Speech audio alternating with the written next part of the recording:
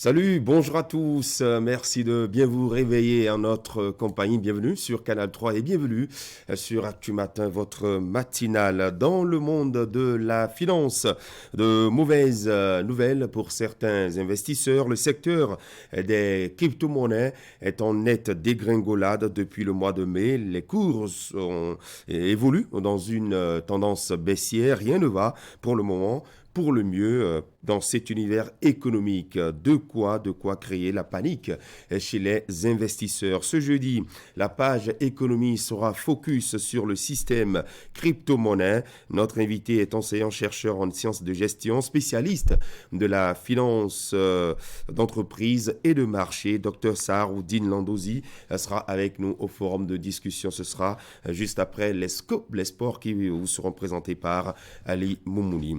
Une entrée aussi, vous le voulez, un retour des plus inattendus sur la scène politique, du moins en ce moment, mais il l'a dit, l'ancien président de la Cour constitutionnelle du Bénin en conférence de presse hier, quelques heures après sa démission et sa passation de service, fait son retour dans le débat politique aux côtés des militants de l'Union progressiste. Le désormais candidat à tout ce que son parti lui demandera de faire, se projette sur le chantier politique avec plein d'engagement et de vision. Dans notre mini-journal, vous l'entendrez, la presse revient sur cet événement ce matin. Et puis, des projections, c'est aussi sur le plan agricole. Le Bénin veut aménager 8000 hectares de terres irrigables, construire ou réhabiliter 80 retenues d'eau pour accentuer l'agriculture. La décision prise en Conseil des ministres hier mercredi est au menu des journaux à suivre avec nous, les unes et puis en fin d'émission, la revue de presse de Narcisse Alossé. Merci de votre fidélité. Tout de suite, la météo, juste après la une des journaux avec Wakabali Para.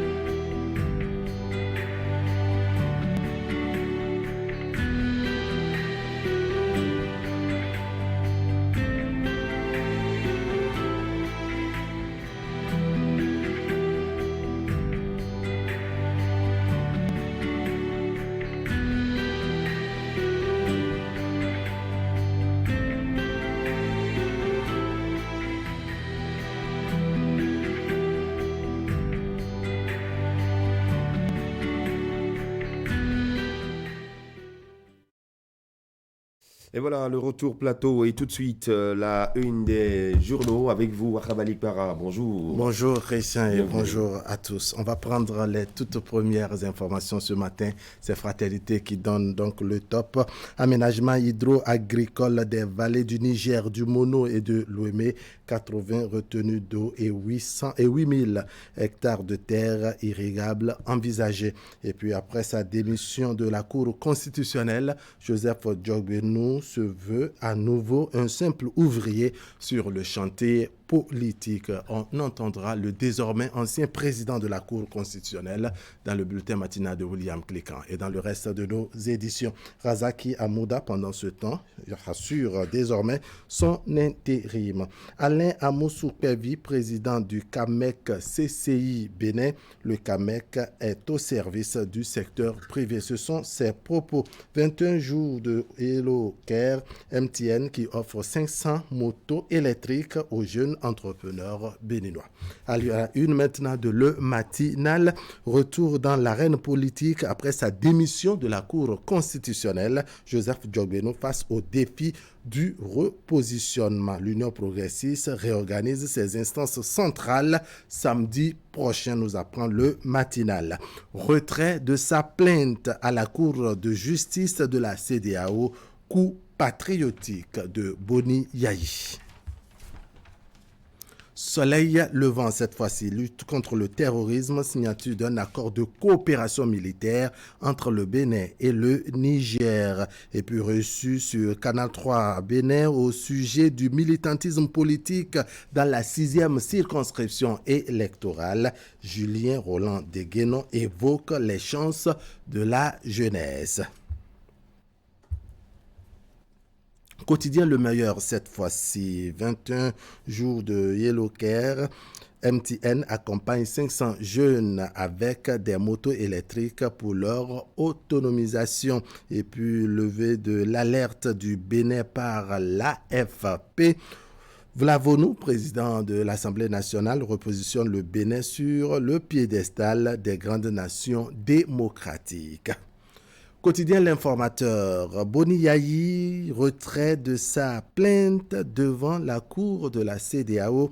Les réactions des Béninois retrouvées dans les colonnes de L'Informateur. Et puis Conseil des ministres, les décisions et nominations du Conseil du 13 juillet 2022 à retrouver également dans les colonnes de L'Informateur. Après sa démission de la Cour constitutionnelle, Djogbeno précise sa destination et son combat. Quotidien Dabaro, pour espérer changer le visage du paysage politique béninois, les jeunes doivent oser. Et puis il y a cette information relative donc à Boni Yayi qui retire sa plainte contre l'État béninois. On va maintenant à la une du quotidien de service public La Nation. Objectif de développement durable, le Bénin classé parmi les pays à fort engagement. Et puis le code des valeurs et de l'éthique actualisé. La tribune de la capitale. Sous la rupture du président Patrice Talon, une ribambelle de mesures pour la valorisation de la gente féminine. Suite à la démission du président de la Cour constitutionnelle, un intervalle de 2 mois pour le remplacer. C'est une information relayée donc ce matin par la tribune de la capitale. On est maintenant avec la cloche. Démission de la présidence de la Cour constitutionnelle. Joseph Djogbeno évoque les raisons. C'est à la faveur d'une conférence de presse. C'était hier à Cotonou. Amélioration de la qualité des services financiers. Le DGSF, Adam Dende Afo, échange avec les acteurs des banques. Le journal de notre époque maintenant. Le journal de notre époque. Entre le terrain et la caserne politique, Joseph Djogbeno fait son choix. Voilà, Christian, tout rapide, des parutions ce matin avec Fraternité qui titre « Aménagement hydro-agricole des vallées du Niger, du Mono et de l'Ouémé, 80 retenues d'eau et 8000 hectares de terres irrigables envisagées. » Voilà, décision prise en Conseil des ministres hier et largement partagée par les parutions du jour qui, ce matin, nous propose le compte rendu du conclave gouvernemental. Hier, en début de soirée, la direction de l'Office du baccalauréat a rendu public, le pourcentage d'admissibilité au baccalauréat. Il faut retenir que ça fait 59% de taux d'admissibilité, comparativement à l'année dernière où ce taux était d'un peu plus de 64%. On note une régression de 5,42%. Et à l'arrivée, le département de l'Atlantique est premier, s'en sort premier avec 45,65%. Et puis le département des collines ferme la marche des 12 départements avec 47,2%. Et puis dans l'actualité, on parle de la monnaie.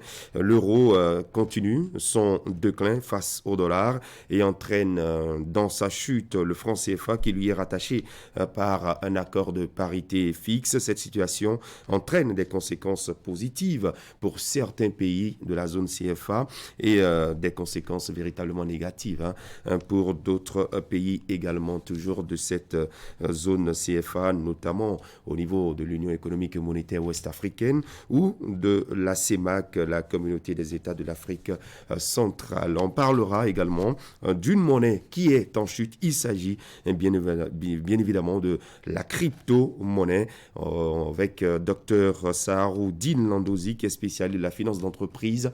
Eh bien, on évoquera la question de la crypto-monnaie, quelles sont ses caractéristiques, les éléments qui influencent ce marché et puis cette crise qui frappe ce secteur sera également évoquée. Restez avec nous sur Actu Matin. Bonjour à vous, William Cliquant. Bonjour Christian, bonjour à tous. Bienvenue. Dans Merci. Un instant, on aura le midi-journal avec vous.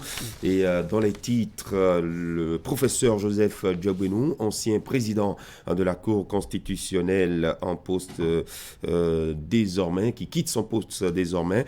L'intérimaire en poste Razaki Amouda Issifou a pris service. Ce sont les nouvelles en provenance donc de la Cour constitutionnelle. Et c'était hier, après sa démission mardi, Diogbenou a passé donc la main à son ancien vice-président. On reviendra sur tout ceci dans notre midi-journal. Et puis, 21 Days of Yellow Care lance depuis hier à Cotonou ses activités. MTN Bénin promeut l'entrepreneuriat des jeunes à travers ces 21 jours d'action sociale organisée chaque année. Cette édition prévoit un accompagnement à 500 bénéficiaires d'appui initial pour l'obtention d'une moto électrique de la marque M-Moto. Les précisions à suivre. La pause.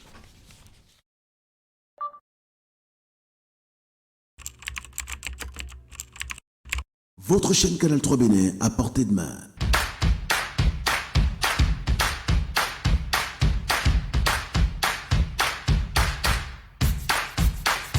Découvrez désormais, depuis votre smartphone ou tablette, toute l'actualité nationale et internationale, vos émissions préférées de la chaîne Canal 3 en live 24/24, où que vous soyez, à travers son application disponible en téléchargement libre sur Play Store. Canal 3 et sur le www.canal3television.com. Vous êtes les bienvenus. Canal 3, la passion de l'image.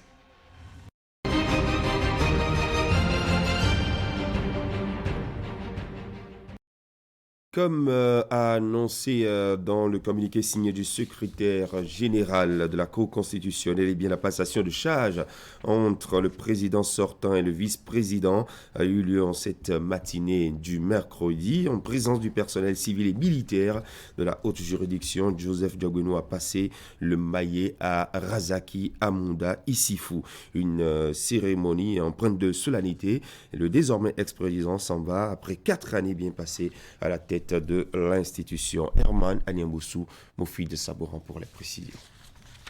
Le geste est symbolique et matérialise la transmission officielle du maillet de président de la haute juridiction constitutionnelle au vice-président chargé d'assurer l'intérim. J'ai le bonheur, la grande joie, monsieur le vice-président, de vous transmettre ce maillet, symbole de notre juridiction, symbole de toutes les juridictions. La mission du président de la Cour constitutionnelle s'achève à 1 an de la fin officielle du mandat de l'équipe, un mandat qui aura connu d'importantes réformes, gage de la bonne santé de l'institution. La bonne santé s'est poursuivie également au plan intellectuel, scientifique et international. Au plan intellectuel et scientifique, chacun sait aujourd'hui avec quelle fierté nous arrivons dans les universités avec la revue Constitution et consolidation de l'état de droit de la démocratie et des droits de l'homme en Afrique. Cette revue qui a été votre initiative et qui connaît un succès international. Nous avons des contributions qui nous arrivent de tous les continents. Nous avons des contributions qui nous arrivent de toutes les universités. Et nous avons plusieurs auteurs qui sont fiers de présenter leurs travaux publiés dans cette revue pour leur élévation au niveau du CAMES et qui nous en remercient et qui devraient vous en remercier, Monsieur le Président. Près de 3000 décisions rendues, d'importantes réformes au plan administratif et juridictionnel, des engagements pris aussi de la part du personnel de poursuivre l'œuvre entamée. C'est dès le début de votre mandature à la tête de l'institution constitutionnelle que vous avez annoncé les couleurs avec la modification du règlement intérieur de la Cour. La dite modification qui a permis la création de 2 chambres de mise en état et d'une chambre des audiences plénières a favorisé l'ouverture de la Cour aux citoyens et par conséquent une meilleure juridictionnalisation de la haute juridiction. Cette ouverture qui explique l'engouement des citoyens à saisir la Cour a eu pour effet un nombre de plus en plus croissant de recours et par ricochet de décisions rendues. Présence remarquée du personnel, tant civil que militaire, à cette cérémonie de passation de charge. Joseph Fifame Djogbenou quitte le collège des 7 sages avec le sentiment d'une mission bien accomplie en si peu de temps. Soyez assurés que partout où il sera nécessaire, je serai l'une des personnes qui comprendrait le mieux les déterminismes qui sont les vôtres, les contraintes qui sont les vôtres et les décisions que vous allez prendre dans l'intérêt majeur de notre pays. Encore une fois, merci. Et à très bientôt. C'est l'un de nos excellents écrivains qui a donné pour titre un sage prudentiaux de regretter mémoire à l'un de ses ouvrages, Ailleurs, un jour peut-être. Je vous dis donc ailleurs, un jour certainement. Je vous remercie. Joseph Djogbenou s'en va avec ce présent à lui offert par le personnel. Sa succession est désormais ouverte. L'Assemblée nationale en l'espèce, ainsi que le prévoit la loi organique sur la Cour constitutionnelle, pourvoit la nomination du remplaçant au plus tard dans le mois de la démission. Voilà, une cérémonie de passation de charge après la démission de Joseph Djogbenou. Et toujours dans la journée de ce mercredi, eh bien, Joseph Djogbenou a rendu public les raisons de son acte. William Plica. C'est à la faveur d'une déclaration de presse faite dans l'après-midi de ce mercredi, comme vous l'avez dit, Christian, dans les gens. Déclaration dans laquelle l'avocat dit avoir accompli ses objectifs à la Cour constitutionnelle et que désormais sa place est au sein de la classe politique nationale. Voici un extrait des propos de professeur Joseph Djogbenou qui aura passé 4 années à la tête de la Cour constitutionnelle. 4 années. Je voudrais, à l'entame de cette déclaration, réitérer ma reconnaissance et ma gratitude à celles et ceux, en ce moment, dans ces conditions et circonstances si difficiles, on peut considérer que je pouvais le faire, et donc en particulier la 7e législature en son bureau, le bureau de l'Assemblée. Mais dans la vie, ce ne sont pas des positions qui comptent. Dans la vie, ce sont les objectifs qui comptent. Et les objectifs dans une société démocratique, dans un État en construction, sont essentiellement politiques. Ce renoncement à l'action politique auquel j'ai dû me soumettre m'a permis de comprendre que le travail véritable est sur le chantier, qu'il est nécessaire, alors que les objectifs majeurs au sein de la Cour constitutionnelle me paraissent être accomplis, réalisés, il est nécessaire de redevenir comme un simple ouvrier auprès du chantier politique, qu'il est nécessaire de renouveler l'engagement politique, qu'il est nécessaire de retrouver sa famille politique. Et la mienne, c'est l'Union progressiste. Je voudrais donc très formellement et très publiquement vous inviter à comprendre que cette décision est nécessitée par l'appel à la fois de ma conscience, mais également de ce qui résulte de l'analyse de la situation politique qu'à titre personnel j'ai pu faire, et de considérer que j'ai souhaité reprendre l'engagement politique là où je l'avais laissé et de redevenir un ouvrier sur le chantier, un militant à la base. Et le désormais ex-président de la Cour constitutionnelle a ensuite été interpellé par les hommes des médias sur le timing de sa démission, tout comme ses ambitions que l'opinion publique voit déjà derrière l'acte de démission. Sa future destination est-elle vraiment le Parlement ? La prochaine législature, donc, et surtout, vise-t-il le perchoir, professeur Diogbenou? Voici sa réponse sur des propos recueillis par Narcisse Alossé et Eder Nkwevi. Je suis candidat à tout ce que le parti me demandera de faire. Mais il faut quand même souligner que les fonctions les plus éminentes sont exercées par les militants les plus simples, mais les plus engagés. Je suis intéressé par la contribution au niveau des organes politiques du parti, au niveau du parti, à faire en sorte que ces choix, quoique difficiles, soient faits dans l'intérêt du Bénin. Et donc, mon intention n'est nullement d'occuper une fonction déterminée, mais de me remettre dans le débat politique, mais de me remettre dans l'engagement politique, mais de me remettre dans la construction politique.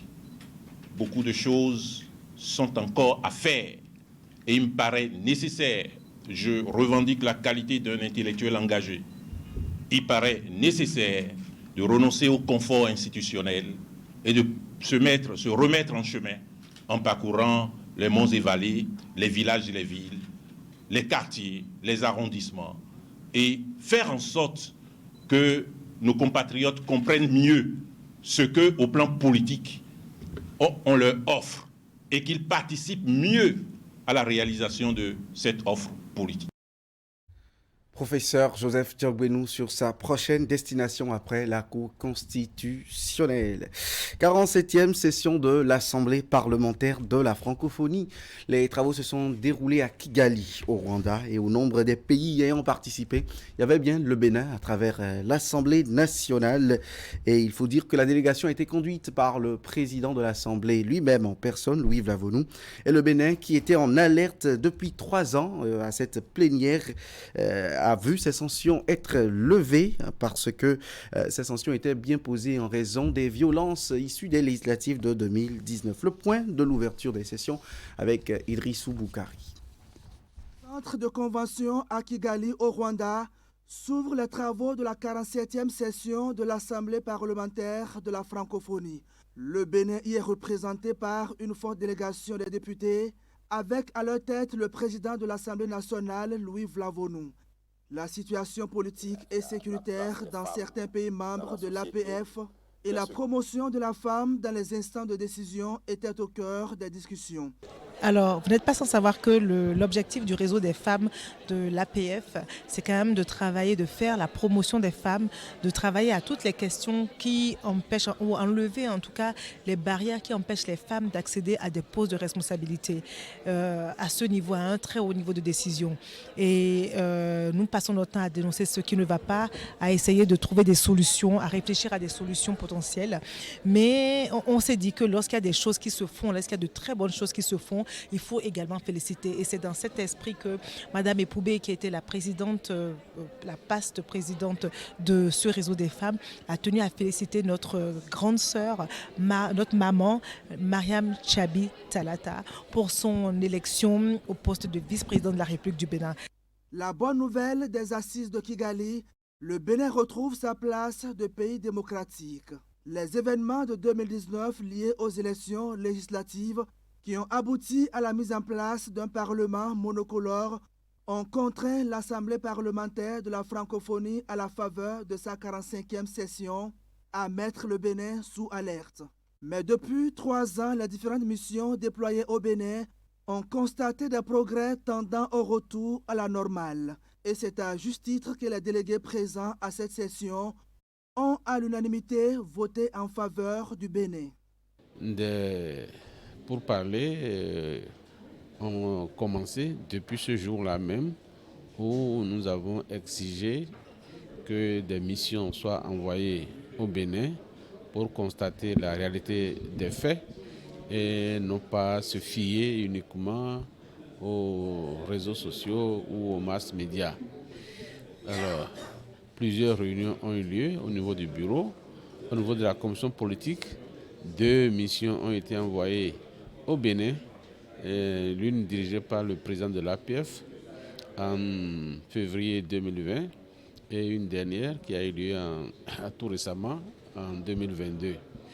À la suite de tout cela, nous espérons que l'APF au plus haut niveau a fait sa propre expérience et se fait sa propre idée de ce que nous vivons au Bénin comme démocratie.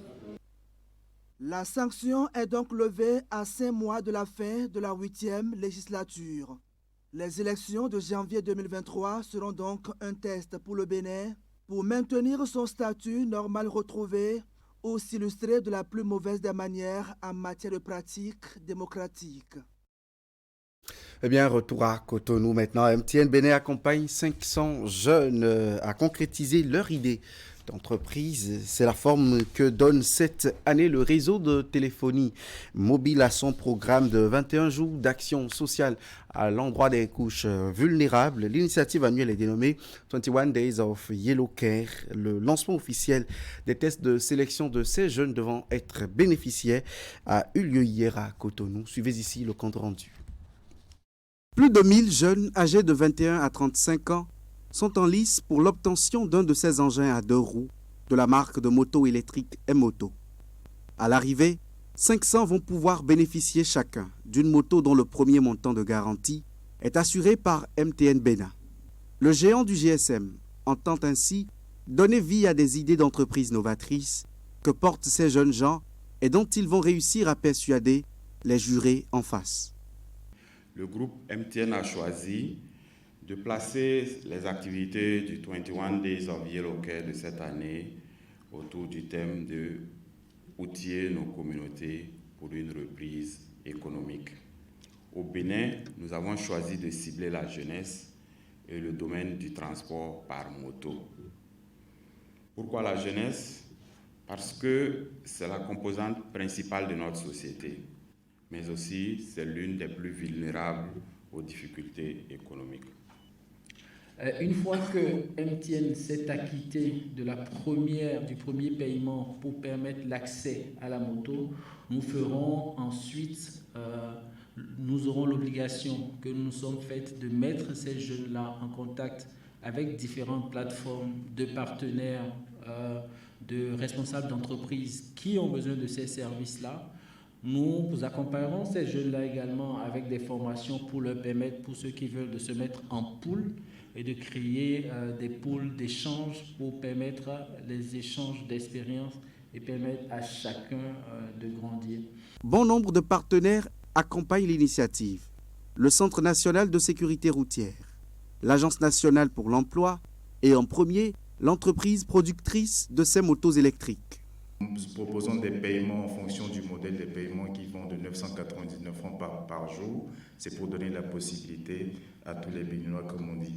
C'est ce qui justifie notre présence aux côtés de MTN aujourd'hui qui offre 500 motos à 500 jeunes entrepreneurs béninois. 21 Days of Yellow Care est une campagne d'action caritative des agents de MTN Bénin en cours depuis plus d'une décennie. Après la pause de 2 ans due à la pandémie de Covid-19, le programme social reprend cette année 2022 pour impacter considérablement la jeunesse, à l'instar des autres éditions. Et dans le monde des affaires maintenant, Eureka Energy Consulting, c'est une nouvelle entreprise française qui signe ici au Bénin dans la zone économique spéciale de Golo-Djigbézé. L'accord entre la société et l'agence béninoise de promotion des investissements et de l'exportation APIEX a été acté ce mercredi et c'était en présence des 2 parties. Teddy Goudalo pour les précisions. Cette signature de protocole d'accord annonce l'entrée officielle d'une nouvelle entreprise au sein de la zone économique de Golo-Djigbé. Il s'agit de la société Eureka Energy Consulting, qui est un cabinet de conseil et prestations de services en énergie.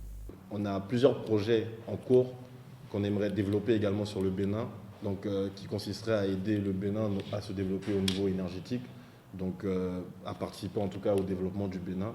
Donc le second volet, on va dire, de notre positionnement aujourd'hui à Cotonou ou au Bénin tout simplement, c'est également de pouvoir conseiller des entreprises ou des particuliers sur leur gestion en énergie, sur comment gérer, utiliser l'électricité aujourd'hui dans leur bureau, même ici, ou dans leur domicile, afin, comme vous avez pu le voir, il y a quand même quelques petits soucis avec la SBE au niveau des tensions, donc afin de, on va dire, alléger tout simplement l'utilisation sur le réseau et de permettre au gouvernement de continuer à se développer à ce niveau. Le Bénin aujourd'hui est l'un des pays qui peut nous accueillir, qui pouvait nous accueillir pour cela, qui pouvait nous aider pour cela. Du côté de l'Agence de promotion des investissements et des exportations APS, les assurances sont données en vue d'un meilleur accompagnement. L'installation au Bénin de cette société va créer 50 à 100 emplois sur un délai de 2 ans.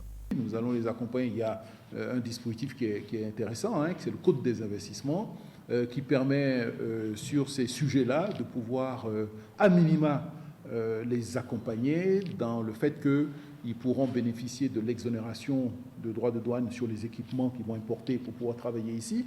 Ça, c'est à minima. Et puis, si on travaille bien le dossier, en fonction du niveau d'expertise et du niveau de formation qu'ils vont donner aux jeunes, on pourrait aller un peu plus loin et voir dans quelle mesure on ne pourrait pas également les accompagner sur le BIC pendant une période qui sera définie dans le cadre en fait du montant de l'investissement. C'est en fonction du montant de l'investissement qu'ils souhaitent mettre en place.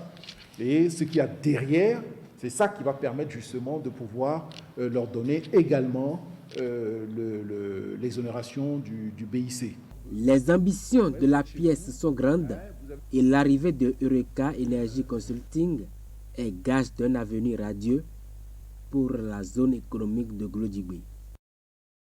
Et un séminaire de formation sur la réforme du Code général des impôts et les implications comptables et fiscales de la loi des finances exercice 2022 a ouvert ses portes cette semaine à Grand Popo, et il faut dire qu'il est organisé par le ministère en charge de l'économie et des finances et a pour profit le personnel financier et comptable des organisations de la société civile OLC. Il porte sur le thème dispositions fiscales de la loi des finances 2022 et celle du Code général des impôts, les différentes implications comptables. Le point de la cérémonie officielle avec Florent Dohou et Geoffroy Vincent depuis Grand Popo.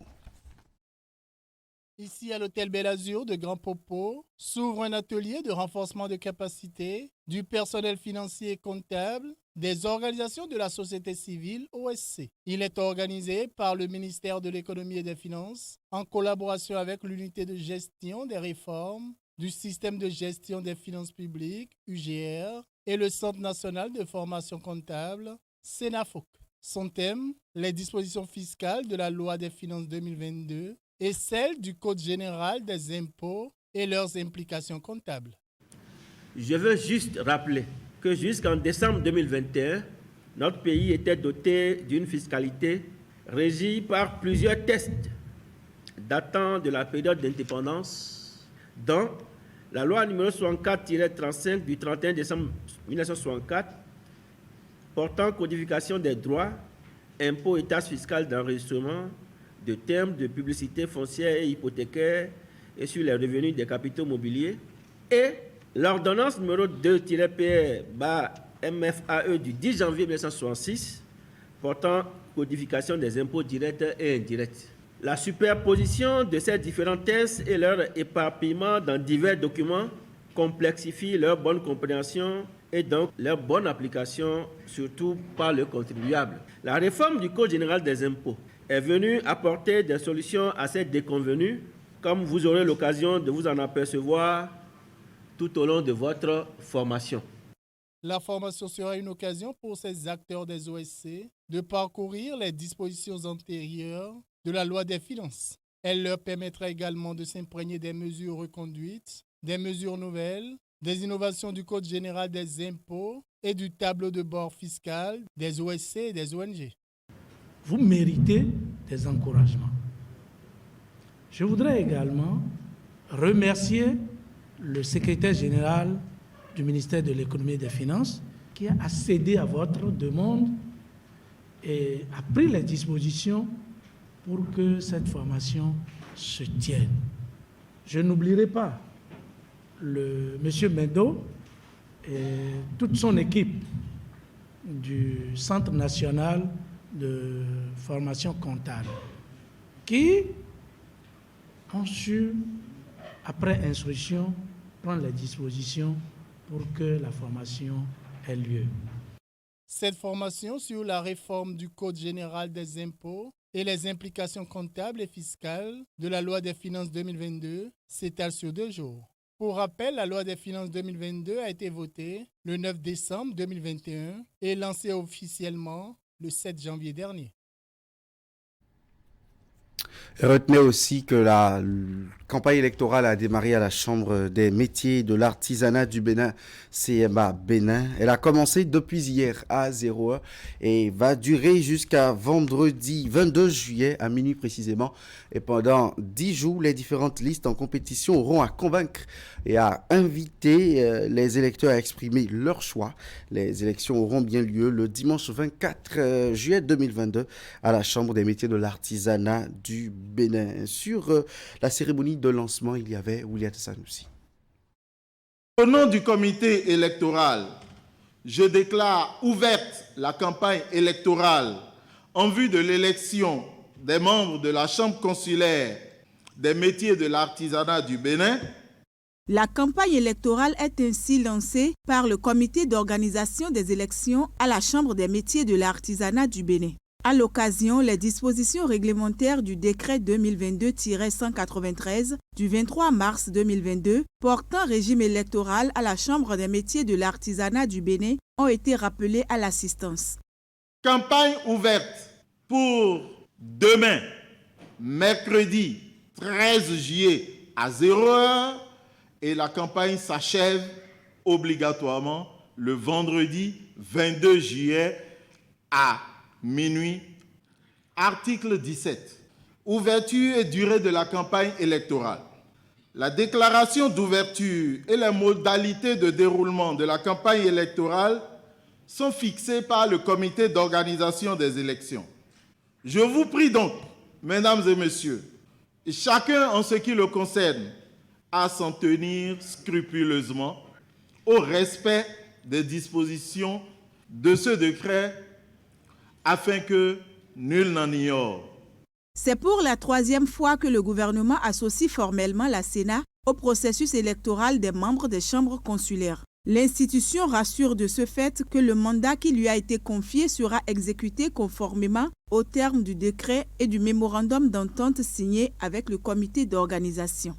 Les différentes listes en compétition ont pu apprécier avec quel professionnalisme les équipes de la Sénat ont reçu les différentes déclarations de candidature en toute impartialité avec la courtoisie requise en la matière. En ce moment, la Sénat est occupée à la confection des kits du matériel électoral qui seront déployés dans les 546 postes de vote ouverts dans les arrondissements du Bénin. Ensuite, les agents électoraux des postes de vote et leurs superviseurs seront formés et atteindront vos électeurs le 24 juillet 2022 au lieu indiqué pour chacun d'eux. Il ne reste plus qu'à vous dire que tout se passera comme cela se doit et comme il faut, et que vous êtes invités à faire en sorte que les meilleurs gagnent. C'est sur ces mots que je vous renvoie à une campagne comme cela se doit. La Sénat compte sur chacune des listes pour faire une campagne loyale. Campagne au cours de laquelle les électeurs seront invités à exprimer leur choix. Les élections des représentants des artisans à la Chambre des métiers de l'artisanat du Bénin sont prévues pour le dimanche 24 juillet 2022 de 7h à 17h dans les 546 bureaux d'arrondissement sur l'ensemble du territoire national. Et ce sera tout pour le bulletin matinal de ce jeudi. On vous Bien, merci William Clécan, très bonne journée. Dans un instant, le journal des sports avec Ali Moumouni.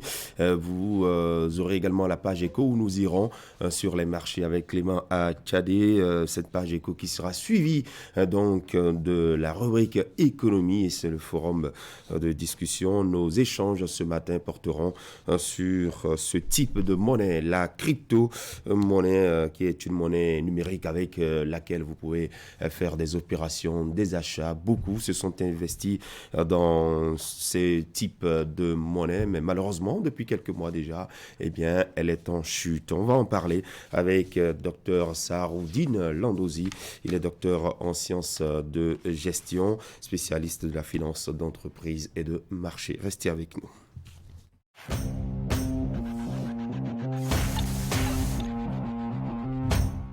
Chers clients, partenaires et abonnés du groupe de presse Fraternité, pour toute commande et information relative à nos produits et prestations à Fraternité FM, Fraternité, Canal 3 Télévision, appelez les numéros suivants aux heures et aux jours ouvrés. 95 74 29 23, 95 74 29 25, 97 77 33 02, 96 61 13 30, 69 17 99 99, 69 23 55 55, 61 62 12 02, WhatsApp, email canal3benin@yahoo.com, info@canal3télévision.com, fraternité_fm@yahoo.com, fraternews@yahoo.com.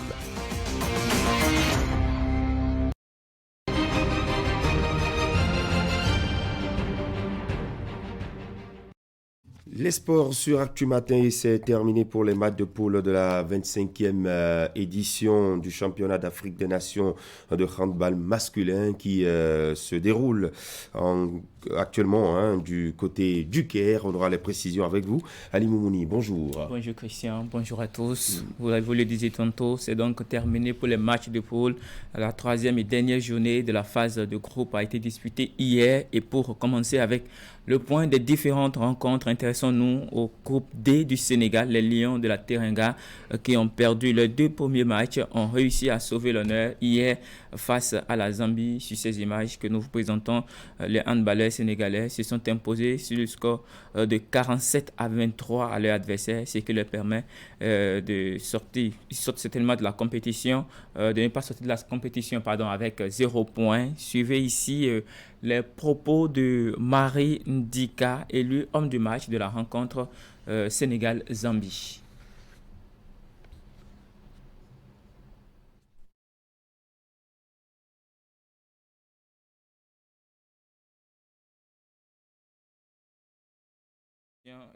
Certainement quelques...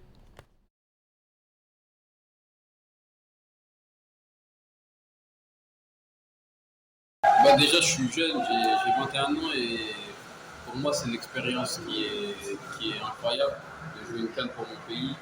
Et j'espère que ça ne sera pas la dernière CAN que je ferai pour le pays. Honnêtement, on n'a pas de regrets sur les deux premiers matchs qu'on a pu faire. On a perdu contre la RDC et l'Angola. C'est une très bonne nation, c'est une très grande nation qui joue la plupart du temps le championnat du monde. On n'a pas baissé la tête, on a joué jusqu'à la fin. On s'est battu et on a perdu, mais on est resté soudés du début jusqu'à la fin et on ne peut que être fiers de nous. Tout d'abord, c'est une fierté pour moi, c'est une fierté pour ma famille, c'est une fierté pour mes coéquipiers, c'est une fierté pour mes coéquipiers à Boulogne qui me suivent depuis le début et aussi pour notre coéquipier Mams qui s'est blessé hier.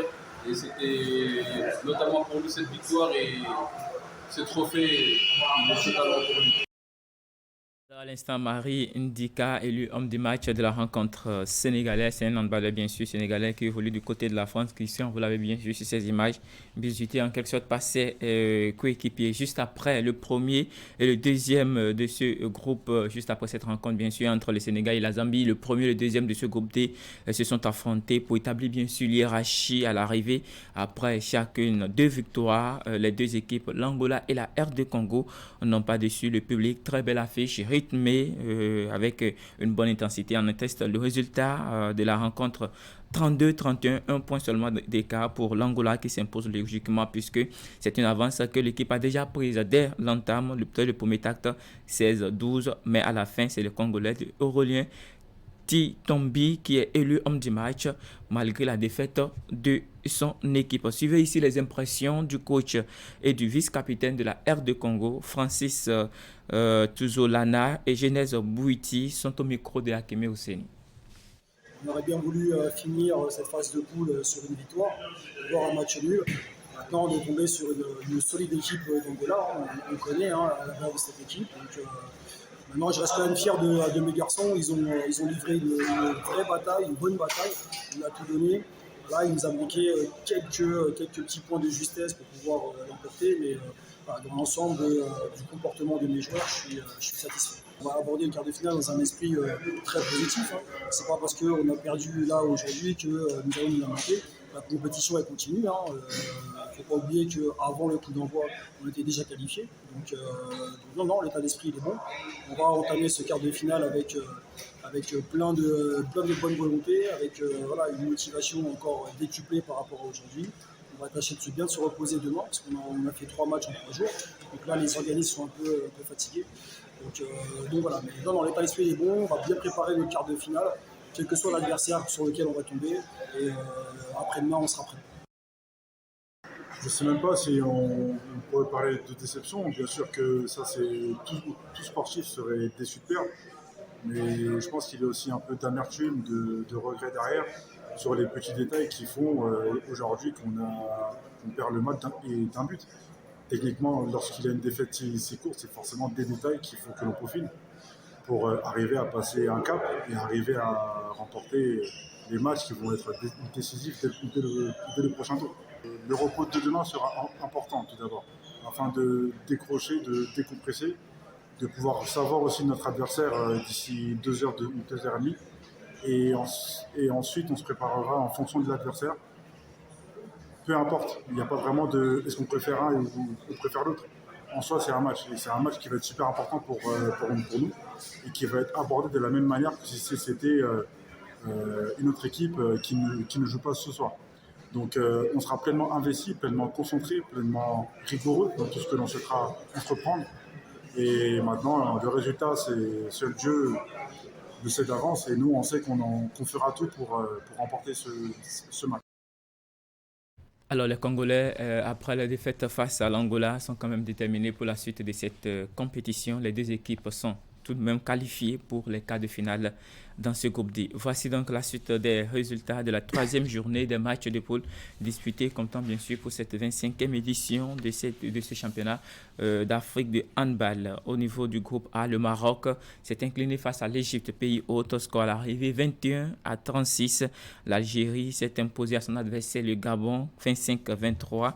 Le Cap-Vert, pour sa 2e sortie, s'est incliné face à la Tunisie, 24 contre 30 pour la Tunisie, vice-champion en titre. Et dans le groupe D, comme les résultats qu'on vient de vous présenter tout à l'heure, le Sénégal qui s'est imposé à son adversaire 47-23. Le Sénégal et la Zambie sortent de la compétition.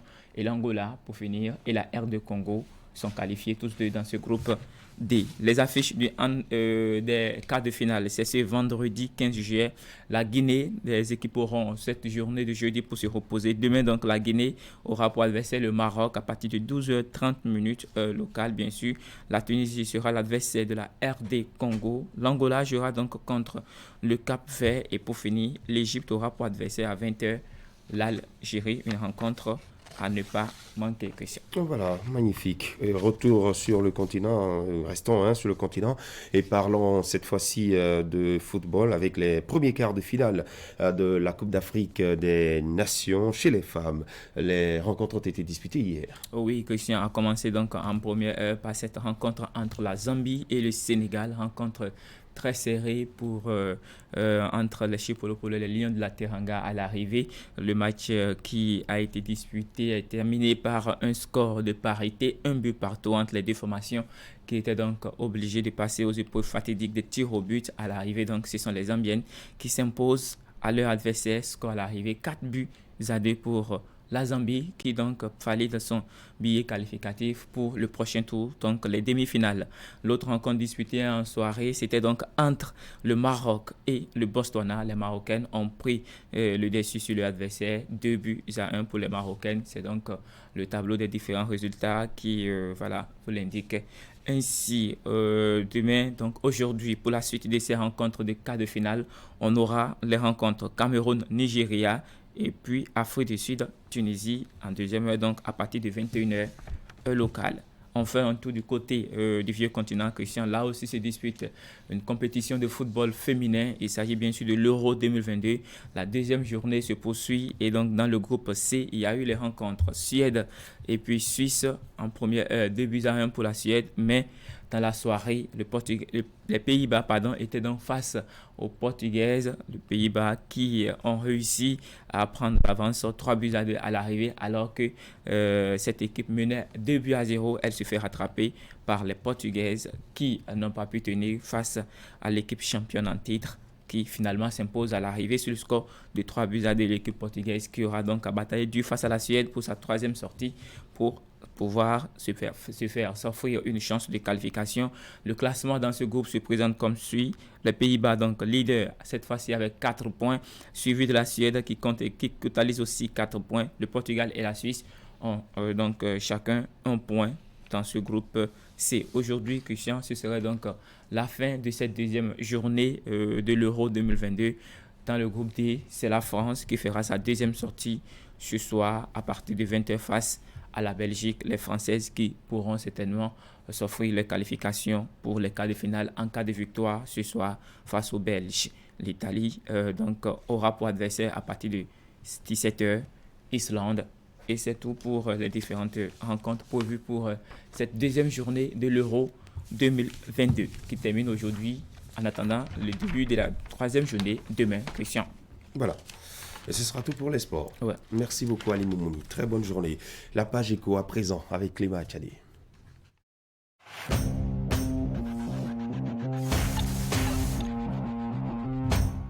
Chers clients, partenaires et abonnés du groupe de presse Fraternité, pour toute commande et information relative à nos produits et prestations à Fraternité FM, Fraternité, Canal 3 Télévision, appelez les numéros suivants aux heures et aux jours ouvrés. 95 74 29 23, 95 74 29 25, 97 77 33 02, 96 61 13 30, 69 17 99 99, 69 23 55 55, 61 62 12 02, WhatsApp. Email canal3benin@yahoo.com, info@canal3télévision.com, fraternitéfm@yahoo.com, fraternews@yahoo.com.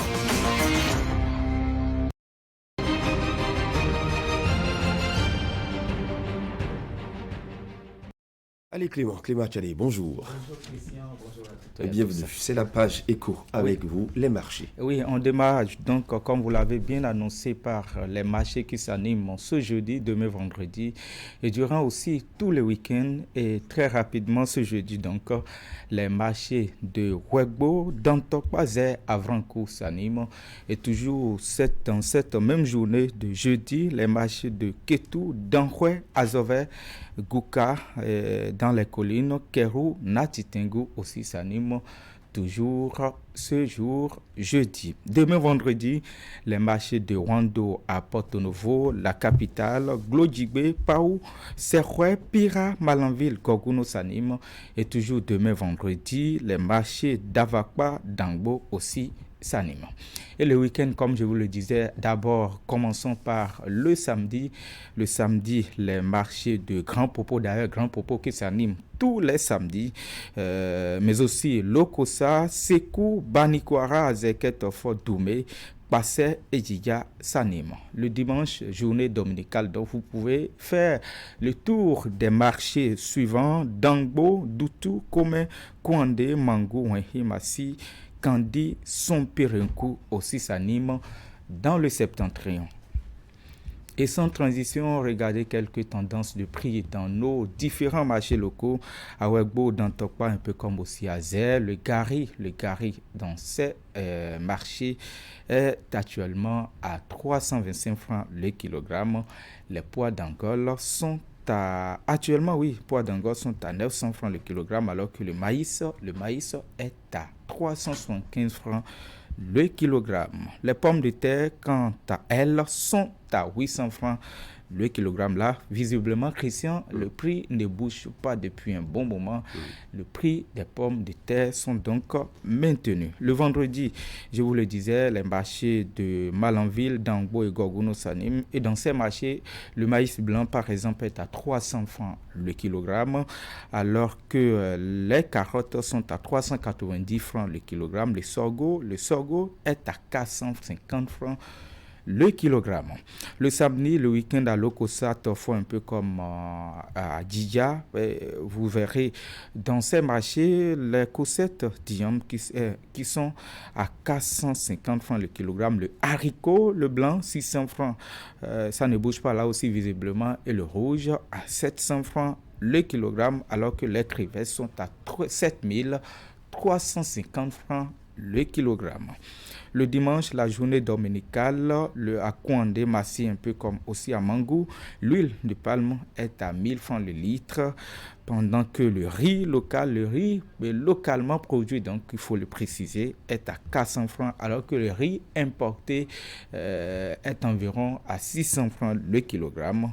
Le vanzou est à 1850 francs le kilogramme. Christian, ce sera tout pour quelques tendances de prix dans ces différents marchés. Apprêtez donc vos bourses. D'accord, merci beaucoup. Merci à vous, Clément Achadi. Vous allez rester avec nous puisque dans un instant, ce sera le forum de discussion. On parlera de la crypto-monnaie ce matin avec Dr Saharoudine Landouzi, qui lui est spécialiste de la finance d'entreprise et de marché. Ensuite, nous aurons une invitée en plateau. Il s'agit de la directrice artistique et commerciale de la Galerie nationale, Madame Yacine Lassissi, avec elle il sera question de la saison 2 de l'exposition diptyque Art du Bénin d'hier et d'aujourd'hui, qui va démarrer le 16 juillet prochain, dans quelques 2 jours, au niveau du Palais de la République. On aura avec elle toutes les précisions sur les 45 jours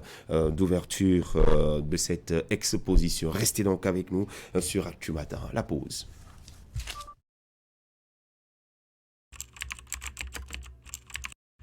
Votre chaîne Canal 3 Bénin à portée de main.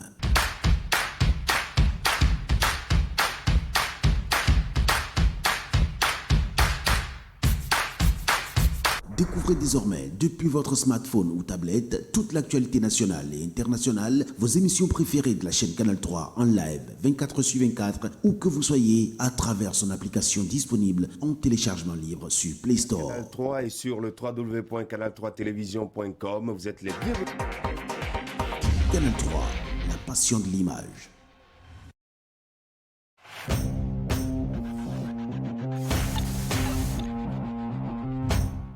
Chers clients, partenaires et abonnés du groupe de presse Fraternité, pour toute commande et information relative à nos produits et prestations à Fraternité FM, Fraternité, Canal 3 Télévision, appelez les numéros suivants aux heures et aux jours ouvrés.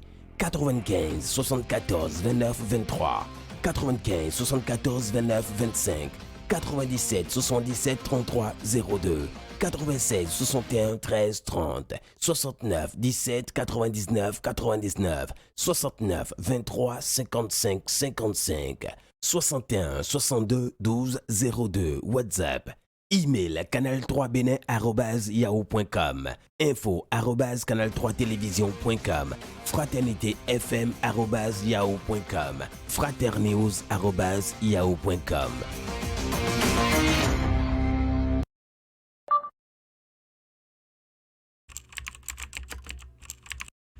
Votre chaîne Canal 3 Bénin à portée de main.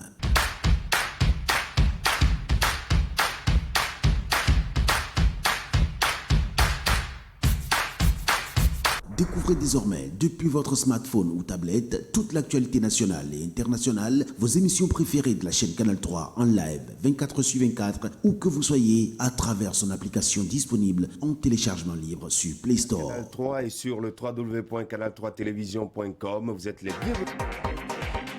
Canal 3, la passion de l'image.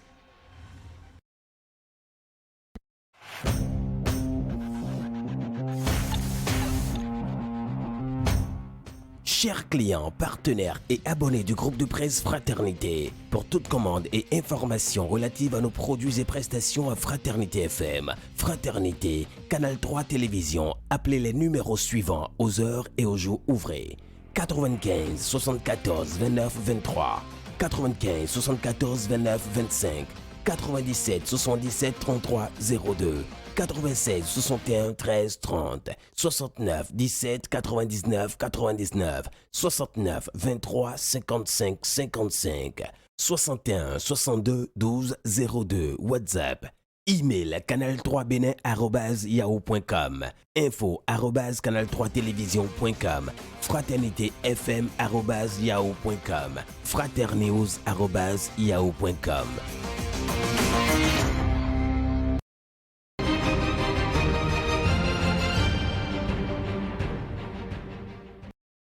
On va vous transporter ce matin là où cela va se passer, et c'est au Palais de la République avec mon invité, Madame Yacine Lassisi. Bonjour. Bonjour, monsieur. Bienvenue. Vous êtes la directrice artistique et commerciale de la Galerie nationale. Et en plateau ce matin, on va parler de la saison 2 de l'exposition Diptyque Art du Bénin d'hier et d'aujourd'hui. Il était annoncé une réouverture. Est-ce que tout est fin prêt? Oui, monsieur le journaliste, nous nous attelons à être prêts pour la réouverture qui se déroulera bientôt, du 16 juillet au public, au 28 août prochain. Ça fait pratiquement 45 jours à peu que près, cela oui. va durer. Tout Alors, à fait. vous dites que tout est fin prêt. Oui, on a connu la saison 1 avec tout ce qu'il y a eu comme engouement autour. Il y a eu une pause. Maintenant, on veut relancer. Pourquoi veut-on relancer? Alors, comme vous l'avez dit, monsieur le journaliste, la saison 1 a connu beaucoup de succès, un immense succès. En 40 journées d'ouverture, nous avons passé la barre de 187 000 visiteurs, ce qui est énorme. Face à l'engouement et face à la demande du public, que ce soit le public béninois ou celui de la diaspora, de pouvoir accéder à cette exposition dont on parle beaucoup aujourd'hui. Le gouvernement a entendu cette demande et a donc décidé de cette réouverture sur cette seconde phase, pour une seconde phase de l'exposition. Alors, ça va démarrer le 16, vous l'avez rappelé. On parle d'une saison 2 qui sera, je dirais, toute particulière parce qu'il s'agira d'un nouveau format. De quoi s'agit-il? Oui, tout à fait. Alors, ce qu'il faut savoir, c'est que les œuvres, évidemment, seront toujours les mêmes, sont en place. Les artistes sont les mêmes dans l'exposition. Vous l'avez rappelé, c'est une exposition diptyque. Donc, les 26 trésors royaux. Et de l'autre côté, qui dialogue avec l'art contemporain. Sur ce point-là, rien n'a changé. Alors, nouveau format dans le sens où, pour accéder aujourd'hui à l'exposition dans cette seconde phase, il faudra réserver. Ce sera exclusivement sur réservation pour pouvoir contrôler le flux, permettre une expérience visiteur de qualité et pouvoir accueillir, permettre en effet une médiation également de qualité au public. C'est pour cela que nous avons souhaité, non plus, parce que dans la première phase, le public avait la possibilité de réserver en ligne ou d'y accéder de manière spontanée à la présidence. Donc, ce qui va changer cette fois-ci, c'est uniquement un accès uniquement sur réservation. Sur réservation. Alors, vous parlez de réservation, ça va se faire en ligne ou bien il y a un site qui est dédié à cela? Oui, le site est expoartbenin.bj, sur lequel le public est invité à se rendre pour pouvoir procéder aux réservations nécessaires. Justement, vous avez parlé d'un nouveau format. C'est vrai que c'est les mêmes heures qui sont là. Alors, on a vu lors des visites précédentes, en tout cas tout ce qu'il y a eu autour, est-ce que les mêmes acteurs seront toujours sur le même site ou il y aura une nouveauté que vous allez apporter pendant les 45 jours à venir? Les mêmes acteurs, les guides. Oui, bien sûr. Alors justement, ce sera exactement les mêmes équipes. Et c'est ce que je disais tout à l'heure. On va miser davantage sur la qualité. La qualité, elle passe déjà par l'accueil du public, au niveau déjà de la guérite. Oui. Éviter des grandes files d'attente. C'est un peu pour ça qu'on a mis en place ce système de réservation en ligne. Et permettre à ce que les médiateurs qualifiés pour l'occasion, puissent accueillir ces visiteurs et leur permettre leur donner une médiation de qualité. De qualité, justement. Voilà. Oui, au niveau des enfants. Alors, évidemment, bien évidemment, à côté de cette exposition diptyque, nous avons également des ateliers de pratique artistique pour les enfants de 4 à 12 ans. Oui.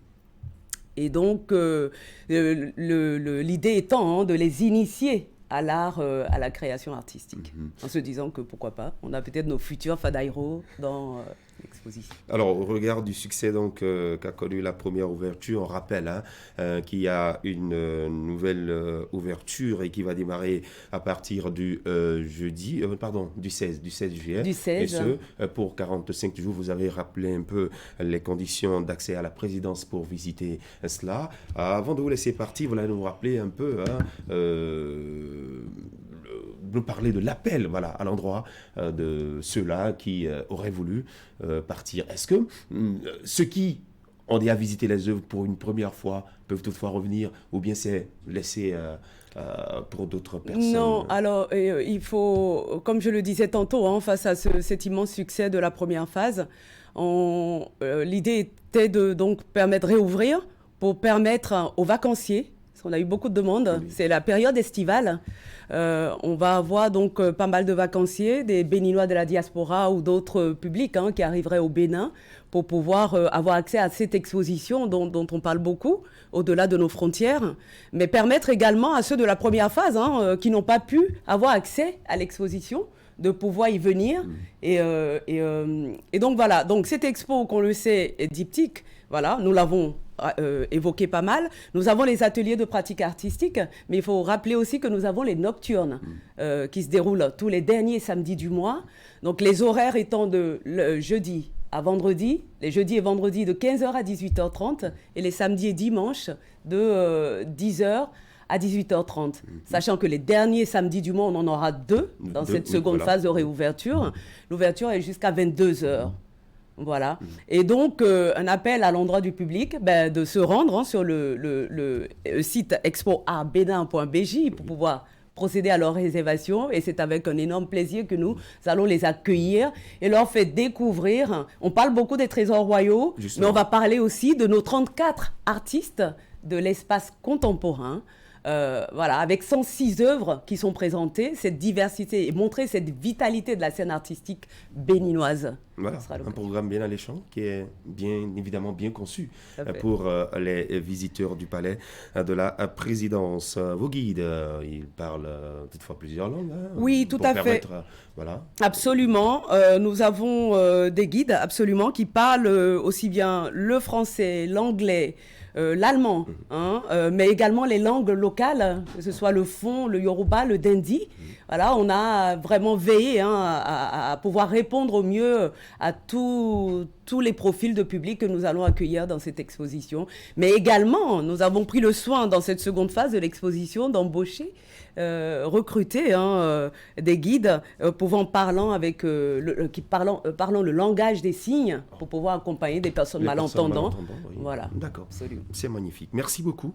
Merci d'être passé sur ce plateau. Madame Yacine Lassissi, je rappelle que vous êtes la directrice artistique et commerciale de la Galerie Nationale et vous étiez sur ce plateau pour nous parler donc de la réouverture à partir du 16 juillet prochain de l'expo Art du Bénin d'hier et d'aujourd'hui. Merci à vous. Merci de m'avoir reçu sur votre plateau. Bonne journée. Allez, la crypto-monnaie, nous partirons à sa découverte.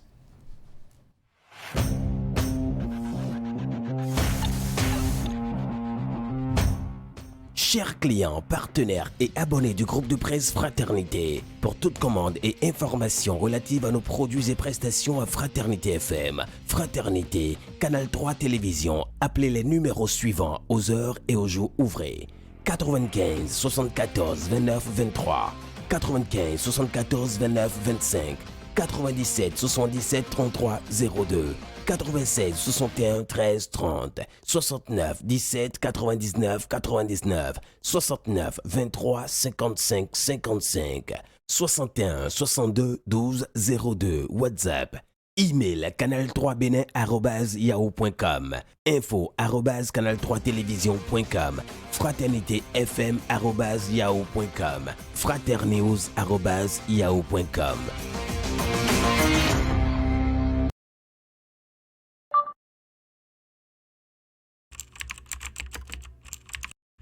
Votre chaîne Canal 3 Bénin à portée de main.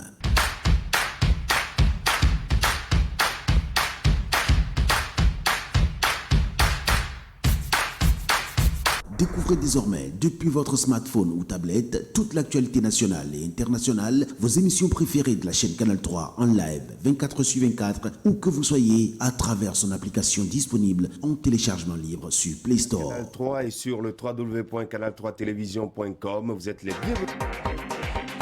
Canal 3, la passion de l'image.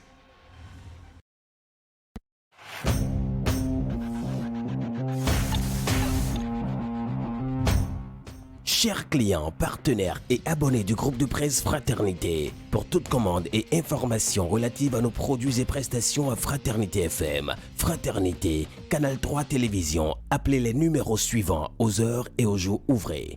95 74 29 23, 95 74 29 25, 97 77 33 02, 96 61 13 30, 69 17 99 99, 69 23 55 55, 61 62 12 02, WhatsApp. Email canal3benin@yahoo.com, info@canal3télévision.com, fraternitéfm@yahoo.com, fraternews@yahoo.com.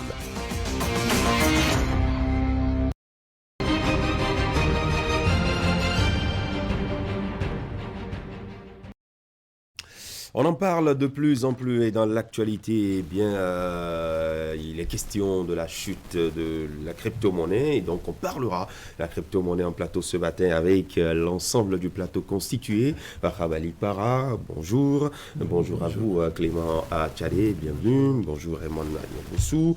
Et docteur Saharoudine Landouzi, bonjour. Bonjour, cher journaliste. Oui, vous êtes docteur en sciences de gestion, spécialiste de la finance d'entreprise et de marché. La crypto-monnaie, on fera donc un état des lieux en Afrique et spécifiquement au Bénin pour voir si il y a des investisseurs, des utilisateurs de ce type de monnaie, quels sont les avantages, quelles peuvent être les conséquences, et puis la situation actuelle avec la dégringolade, si je peux m'exprimer ainsi, de cette monnaie avec ce qui se passe aux États-Unis et dans plusieurs autres pays. Allez, on va commencer par vous, Herman Niamboussou. La crypto-monnaie, oui, est-ce que vous investissez là-dedans? Oh, pas encore. Vous savez, tout ce qui est nouveau ne m'attire pas tout de suite. C'est vrai qu'on entend parler de la crypto-monnaie. C'est vrai que ça, il paraît qu'il suffit d'avoir son téléphone et puis bon, tout le reste, c'est parti. Mais la présence du docteur sur le plateau nous permet de savoir ce que c'est réellement pour ne pas s'engouffrer dans de beaux draps. Et après avoir des soucis, commencer par pleurer sur du lait renversé, comme d'autres. Donc je pense que s'il est là, c'est pour nous éclairer davantage sur ce qu'il faut faire, parce que j'apprends qu'il y en a dont on a fait, en fait, qu'on interdit au Bénin, qu'on interdit ailleurs. Est-ce que c'est interdit au Bénin? Il me dira ce que c'est. D'abord, la crypto-monnaie, c'est quoi?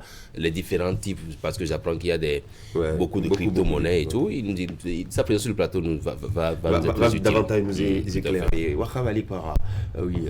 Non, je dirais presque la même chose qu'avec Herman, puisqu'on a noté que la crypto-monnaie, c'est beaucoup plus durant la période du coronavirus que cette expression est revenue, je dirais, abondamment, puisque en termes d'échange, c'est une monnaie qu'on ne touche pas pour autant. C'est-à-dire qu'avec son téléphone, avec le net, n'est-ce pas, on peut opérer, on peut faire les échanges commerciaux de quelque nature, que ce soit sans contact. Et donc, c'était une monnaie bienvenue durant la période du coronavirus, où dans les règles élémentaires ou de protection, on souhaitait la distance entre les humains à l'effet donc de se protéger ou de se prémunir contre le mal. Alors que donc avec notre invité, il nous apportera l'éclairage qu'il faut, n'est-ce pas, aussi bien pour nous sur le plateau qu'à nos téléspectateurs qui souhaitent comprendre ce que c'est que la crypto-monnaie et les différentes catégories. Il y a j'entends blockchain et autres. Qu'est-ce que cela signifie exactement? Et donc, Christian, si vous permettez, je vais m'adresser premièrement à notre invité, docteur. Qu'est-ce qu'on entend par crypto-monnaie de façon plus simple? Merci, cher journaliste, monsieur Alipara. Alors, j'aime bien prendre deux positions extrêmes pour montrer le flou qui existe et l'importance de connaître ce que c'est qu'une crypto-monnaie. Alors, je prends une position comme celle de Elon Musk, l'homme le plus riche du monde aujourd'hui, qui a montré l'importance des crypto-monnaies et a même favorisé leur popularité par ses sorties médiatiques et par ses tweets. Et une position comme celle du scientifique Paul Krugman, prix Nobel d'économie, pour qui les crypto-monnaies sont comme une maison non pas construite sur du sable, mais construite sur du rien du tout, et qui compare le marché des crypto-monnaies comme la bulle financière de 2008. Alors, il apparaît important pour de simples agents économiques comme vous et moi, entre ces deux positions extrêmes, de comprendre réellement c'est quoi la crypto-monnaie. Alors, pour dire ce que c'est qu'une crypto-monnaie, je parle souvent des monnaies que nous avons l'habitude d'utiliser. Alors, nous avons l'habitude d'utiliser ce qu'on appelle de la monnaie fiduciaire. Ce sont des billets, des pièces de monnaie émises par les banques centrales. Nous utilisons aussi de la monnaie scripturale. C'est des jeux d'écriture, les chèques, à travers les banques et autres. La caractéristique distinctive de ces monnaies que je viens de citer en rapport avec les crypto-monnaies, c'est que ces monnaies sont émises par des institutions étatiques ou supra-étatiques, telles que la Réserve fédérale pour le dollar et la BCAO pour le CFA. Seulement voilà, en 2009, au lendemain de la crise financière, vous vous rappelez la crise financière qui a frappé le monde de la finance en 2009 et qui a montré la faiblesse du système financier classique, il est apparu une forme de monnaie qui n'est pas cette fois-ci générée par le système bancaire, mais générée par des codes informatiques, juste là qualifiés d'infalsifiables, appelés blockchain. Voilà. Alors, la crypto-monnaie, ce sont des monnaies numériques, des monnaies électroniques qui n'ont pas une forme physique, d'accord? Dans leur émission, on n'a pas besoin de points de centralisation de données tels que les banques primaires, je veux dire la banque centrale, les banques centrales. Et dans leur fonctionnement, on n'a pas besoin de points centraux de contrôle tels que les banques secondaires, c'est-à-dire les banques commerciales. Alors, c'est quoi la blockchain? La blockchain, c'est des codes informatiques qui évoluent dans un système partagé d'informations, c'est-à-dire que c'est plusieurs personnes, des privés, qui peuvent créer de la monnaie à travers le système de blockchain. Et la blockchain permet l'impossibilité pour les acteurs, pour tous les acteurs, y compris les administrateurs du réseau, premièrement, de ne pas agir sur les transactions passées, et deuxièmement, de ne pas pouvoir dupliquer les dépenses, c'est-à-dire de ne pas pouvoir dépenser deux fois les mêmes valeurs. Voilà, ce sont là les deux caractéristiques de la blockchain. Ça sous-entend pour ce dernier développement que cela empêche la tricherie. Exactement. Oui.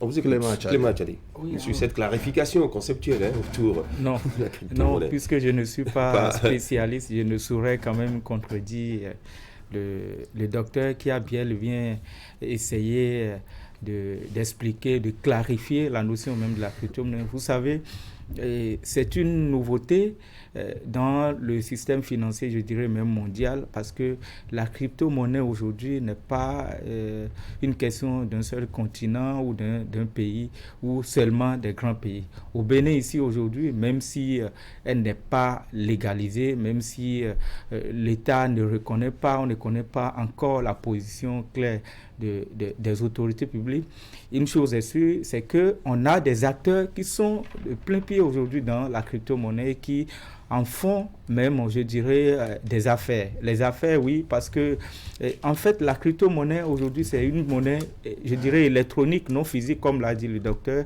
mais avec laquelle vous pouvez faire votre investissement.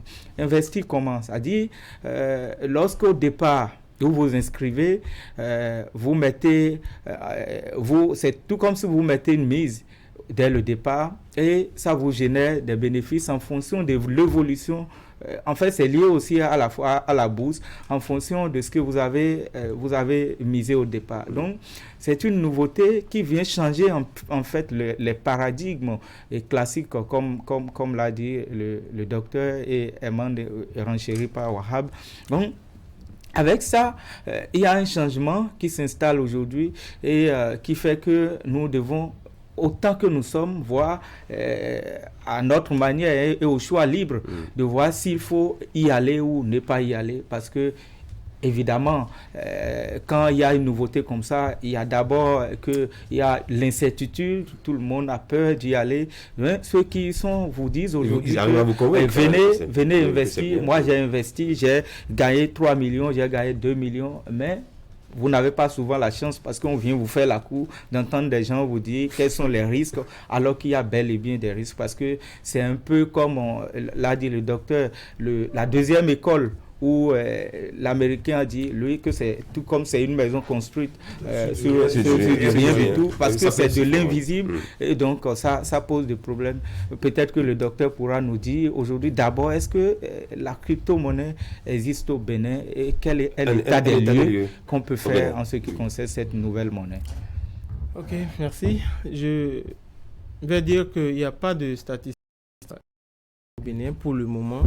Mais on peut se fier aussi à des statistiques données par la CENICED, qui est la conférence des Nations Unies sur le commerce et le développement, qui a établi une statistique récemment, en juin, et sur les 20 pays les plus dynamiques en termes de crypto-monnaie au monde. Et figurez-vous, il y a 3 pays africains qui s'y retrouvent et en de très bonnes positions. On parle déjà du Kenya, qui a près de 8,5% de sa population, qui manipule les monnaies numériques, qui est suivi par l'Afrique du Sud et le Nigeria avec des pourcentages de 7 et 6%. Mais en termes de transactions, il faut reconnaître que le Nigeria se trouve être le pays en tête de peloton et même bien devant les pays comme la France et les États-Unis. Même en termes de manipulation des populations, les 3 pays africains que je viens de citer sont devant la France et les États-Unis. Alors, cela dit, on peut aussi se fier aux observations dans nos environnements immédiats pour dire que même s'il n'y a pas encore de statistiques élaborées au Bénin, plusieurs personnes manipulent les monnaies numériques. Moi, dans mon environnement immédiat, je connais beaucoup d'amis, je connais beaucoup de proches qui se sont investis. Voilà. Et vous-même? Non, pas encore. Je mesure les risques. Vous mesurez les risques. Voilà. Allez, est-ce qu'il y a, je dirais, davantage à investir là-dedans? Je vais dire oui. Quel que soit ce qu'on pourrait être amené à dire sur les crypto-monnaies, il faut reconnaître que dans le fond comme dans la forme, il y a des avantages certains. Primo, on peut parler d'un service rapide. En effet, les crypto-monnaies ont montré leur efficacité dans les transactions financières. Secondo, on pourrait parler des faibles coûts de transaction en rapport avec les banques classiques. Et tertio, on pourrait parler par rapport aux crypto-monnaies, on pourrait parler de l'inclusion financière qu'elles permettent. En effet, les monnaies numériques ont permis, à travers le développement de plusieurs services financiers, le crédit, les paiements, et même l'épargne, à développer ces services-là qui sont accessibles aux individus et aux organisations. Alors, et ces avantages-là que je viens de citer portent un certain engouement à la population et ce qui démultiplié ou bien multiplié par un effet de curiosité sur un marché nouveau, une technologie nouvelle, et aussi porté par la hausse de la rentabilité qu'ont offert les crypto-monnaies à un certain moment donné, bien évidemment, avant la chute actuelle. Voilà. Oui. Oui, il a sorti des mots. Curiosité. C'est vrai que tout de suite, quand on entend parler de crypto-monnaie, on est curieux de savoir ce que c'est. Et c'est en cela que je voudrais bien que le docteur nous explique comment ça fonctionne. Parce qu'il parle d'investissement, on parle d'électronique. Alors que vous vous rappelez ici, il y a je crois, quelques semaines ou 1 ou 2 mois, quand on n'a pas eu Internet, vous avez vu ce qui s'est passé, où j'ai même fait passer le commentaire de la rédaction où on a vu des câbles enchaînés et tout. Donc ça veut dire que tous les risques, comment ça fonctionne, la crypto-monnaie? D'accord, donc comment ça fonctionne et ensuite je vais aborder peut-être les risques. Donc, voilà.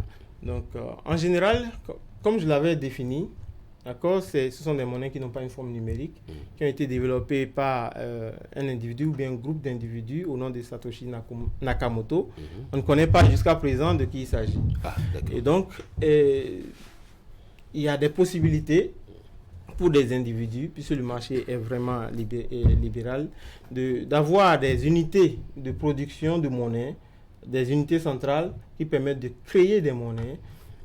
On parle du Bitcoin, de l'Ether, ainsi de suite, et qu'ils mettent sur un marché et pour lesquels les individus peuvent se mettre sur ce marché et acheter. Maintenant, il y a 2 cas de transaction. C'est d'abord l'achat. Vous pouvez acheter la crypto-monnaie par le CFA, le dollar, l'euro, ainsi de suite. Ensuite, quand vous l'achetez, vous disposez de la crypto-monnaie. Vous pouvez maintenant faire des transactions B2B, de particulier à particulier, aussi dans des systèmes. Alors, lorsqu'on achète, on va verser l'argent où vous avez votre CFA et vous voulez acheter par exemple le Litecoin. Vous voyez la somme ou bien c'est un prélèvement qui se fait dans une banque. Il y a des plateformes, il y a des distributeurs au niveau, même dans tous les pays, soit par carte de crédit, soit par espèce auprès des distributeurs. Voilà. Maintenant, Oui, allez-y. Je vais aborder les risques. Peut-être qu'il a une question qui va dans le sens de ce que vous dites. Oui. Non, en fait, je vais dire, quand vous achetez, c'est de l'invisible, hein, comme je le disais tout à l'heure. Donc, vous n'avez pas la possibilité de l'avoir, un peu tout comme si quand vous prenez, Christian, votre franc CFA, et que vous allez au niveau des services de change, où vous pouvez prendre directement soit le dollar, l'euro ou d'autres monnaies que vous voulez. Ici, vous achetez, mais c'est toujours un peu comme les moments que nous avons, mais vous n'avez pas directement la possibilité accès à ça. Et donc, vous pouvez par exemple décider encore soit à garder, et vous regardez, vous suivez donc l'évolution de la monnaie pour voir si elle connaît de hausse ou bien quand elle est en baisse. Donc, du coup, vous ne cherchez pas, par exemple, à changer. Et aujourd'hui, comme l'a dit le docteur, c'est beaucoup plus en ligne que tout se passe. Puisque vous avez, si vous voulez investir aujourd'hui dans la crypto-monnaie, vous êtes obligé d'avoir les cartes de crédit. Et donc, tout se passe en ligne. Vous achetez, vous pouvez faire des achats, mais seulement avec des gens qui détiennent aussi la même monnaie que vous, ou qui acceptent. Parce que c'est aussi là le problème ou je dirais la contrainte aujourd'hui de la crypto-monnaie. Lorsque je la détiens et que je veux faire une transaction avec Wahab ou avec Eman, est-ce que Eman est d'abord d'accord sur le fait que je puisse en contrepartie lui donner mon Bitcoin, je vais dire Bitcoin ou ce que j'ai comme monnaie électronique, et il me donne ce que je veux comme, je dirais, le produit ou le service. Donc, c'est aussi là la grande équation Parce que, oui, une chose est d'avoir la crypto-monnaie. Et d'ailleurs, vous avez vu dans certains pays où tout évolue bien, un peu comme au Bénin, les autorités ne disent peut-être pas encore rien, absolument, mais une chose est sûre, moi je connais, je peux en témoigner, des gens qui sont dedans, qui ont investi, qui ont réussi.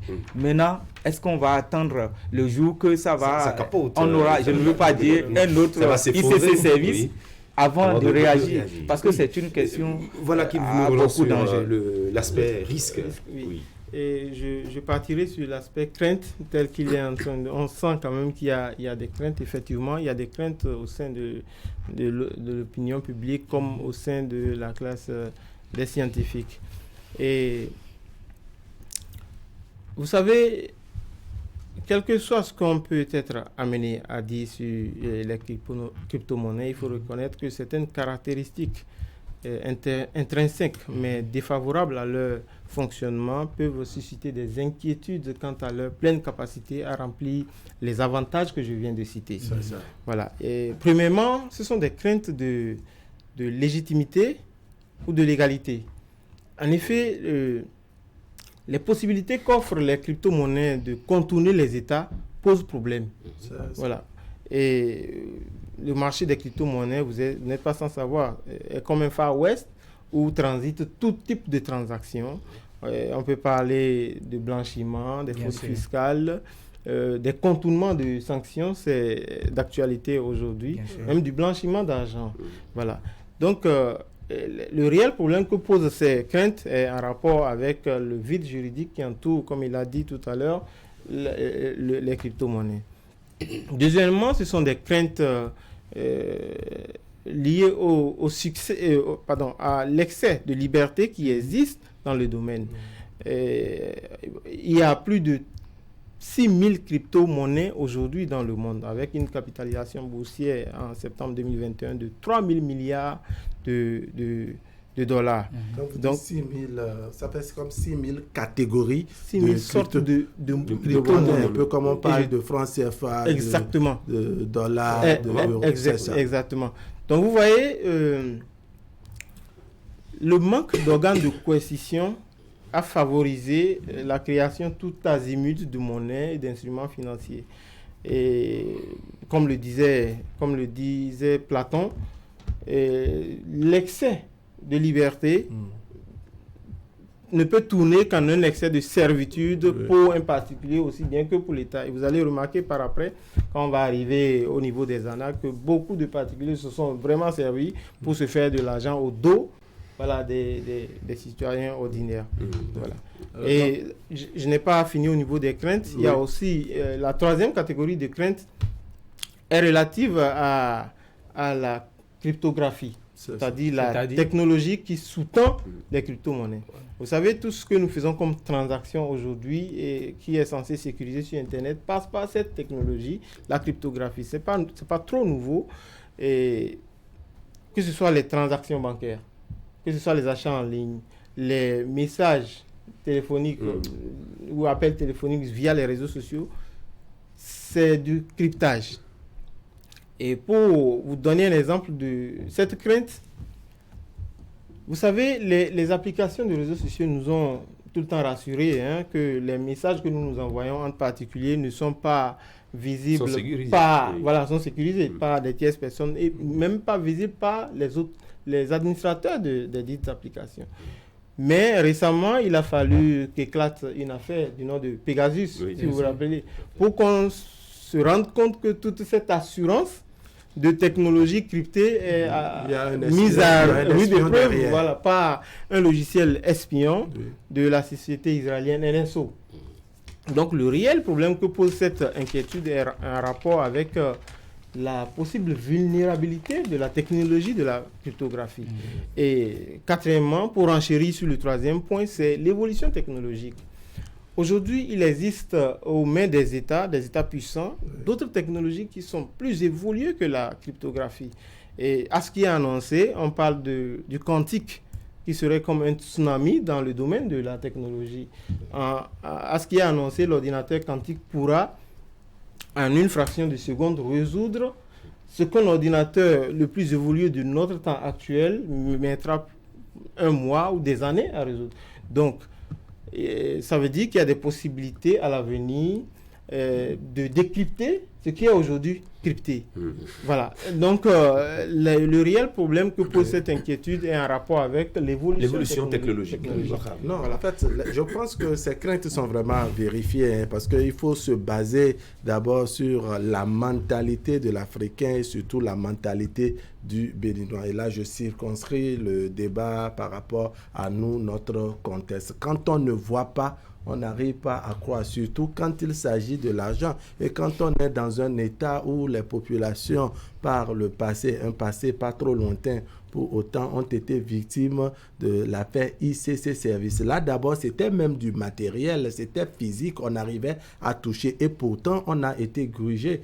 Que dire maintenant de cette technologie ou de cette opération, ces échanges commerciaux qu'on peut faire, ces échanges de monnaie qu'on peut faire sans pouvoir les toucher, c'est-à-dire vous appuyez, c'est peut-être un code, vous appuyez et puis ça passe, on dit que tu es riche de tels millions de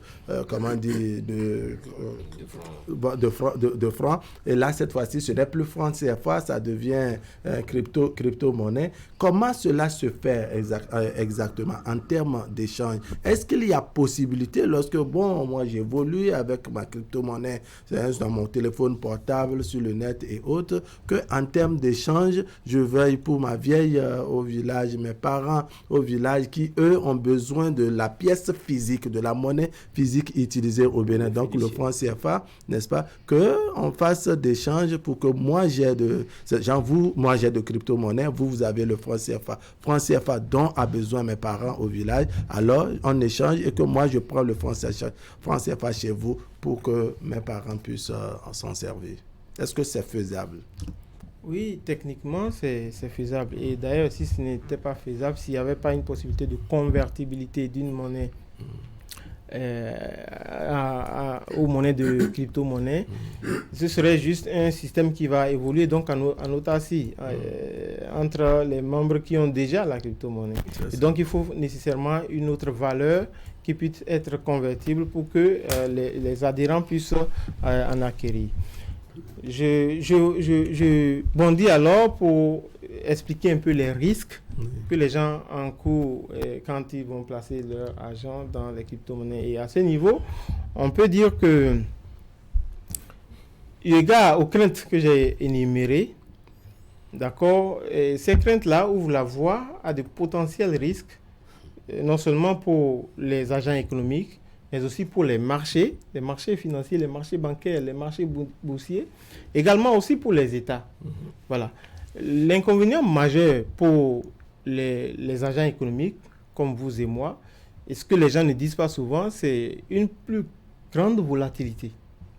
C'est-à-dire que quand vous placez votre argent dans les crypto-monnaies, cet argent est sujet à plus de risques. Il y a un haut risque. Voilà.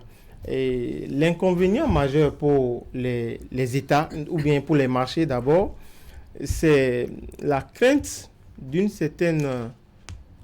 effet domino des marchés de crypto-monnaies sur les marchés classiques, c'est-à-dire une répercussion des réactions positives ou négatives, mais en général des réactions négatives, parce qu'on part du fait que ce sont les crypto-monnaies qui sont un marché non régulé. Donc, une peur de la répercussion des effets négatifs de ce marché sur les marchés classiques. Et c'est une illustration parfaite d'une certaine loi qu'on appelle la loi de Gresham. Thomas Gresham, qui est un économiste, qui disait que lorsque dans une économie, il y a deux types de monnaie et le public qualifie une de bonne et une autre de mauvaise, la mauvaise monnaie chasse la bonne. Voilà.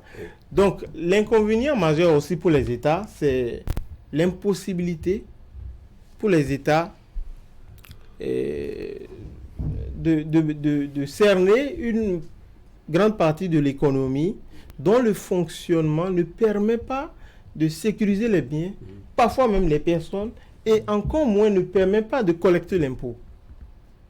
Voilà. Alors, Christian, si vous permettez à notre invité, je vais faire une question d'un de nos téléspectateurs qui nous suit et qui demande comment on peut acheter du maïs à Dantokpa, par exemple, avec la crypto-monnaie. Bon, je pense que c'est une bonne question. Il faut être dans le système. Il faut que vous ayez des crypto-monnaies. Et il faut que celui qui vend son maïs soit aussi, accepte les crypto-monnaies, qu'il y ait un compte de crypto-monnaies pour que vous puissiez... Un peu, c'est comme un travail des oiseaux de même plumage. Voilà, exactement. D'accord. Voilà. Christian. Non, en fait, je disais que, bon, c'est vrai, on parle aujourd'hui beaucoup plus de risques, ce qui est tout à fait normal, mais en fait, quand vous voulez investir, que l'on soit dans l'entrepreneuriat, dans tout ce que vous voulez, c'est d'abord et avant tout les risques. Et les gens qui, en inbox, viennent moi me faire la cour, sont clairs pour dire, si vous voulez faire comme moi, venez, mais voici les risques, voici les avantages. Et donc, c'est en fonction de ça que vous vous positionnez, vous faites donc votre choix libre. Donc, le libre arbitre intervient. Donc, moi, je dis, il y a aussi un autre aspect que nous ignorons aujourd'hui. La monnaie, dans sa définition même, est d'abord un pouvoir aussi. Parce qu'il s'agit quand même de l'argent. La monnaie est un pouvoir. Et je me demande aujourd'hui, avec l'évolution de la crypto-monnaie et la réticence des États, surtout des États de l'Afrique, même si en l'Occident et d'autres aussi, on est toujours réticents. La réticence s'explique peut-être pas. Je me dis, est-ce qu'on n'a jamais fini de faire le débat sur nos monnaies qui ne sont pas qui ne font pas l'unanimité. Donc, je me dis, est-ce que derrière ne se cache pas la pensée occidentale qui veut que peut-être on ne finisse pas avec la monnaie, en tout cas pour les pays francophones, je circonscris, où on veut toujours que ces vieilles monnaies règnent pour qu'on n'en arrive pas aussi à d'autres nouvelles monnaies pour contrôler, pour, je dirais, avoir donc un contre-pouvoir du pouvoir monétaire classique que nous avons. Donc je me dis, aujourd'hui, le défi pour les États aussi bien, même pour nous, vous et moi, c'est d'abord de penser, de voir dans quelle mesure il faut légaliser d'abord et voir comment accepter et intégrer, parce que la crypto-monnaie aujourd'hui n'échappe à personne. Quand bien même on dit c'est interdit dans certains pays, les gens passent parce que tout est en ligne, c'est le nouveau monde, le monde de l'invisible où tout se passe. Donc il faut voir, il faut prendre des mesures pour réguler. Merci, et pour encadrer. On va dire un petit mot sur la situation actuelle, la chute qui est constatée.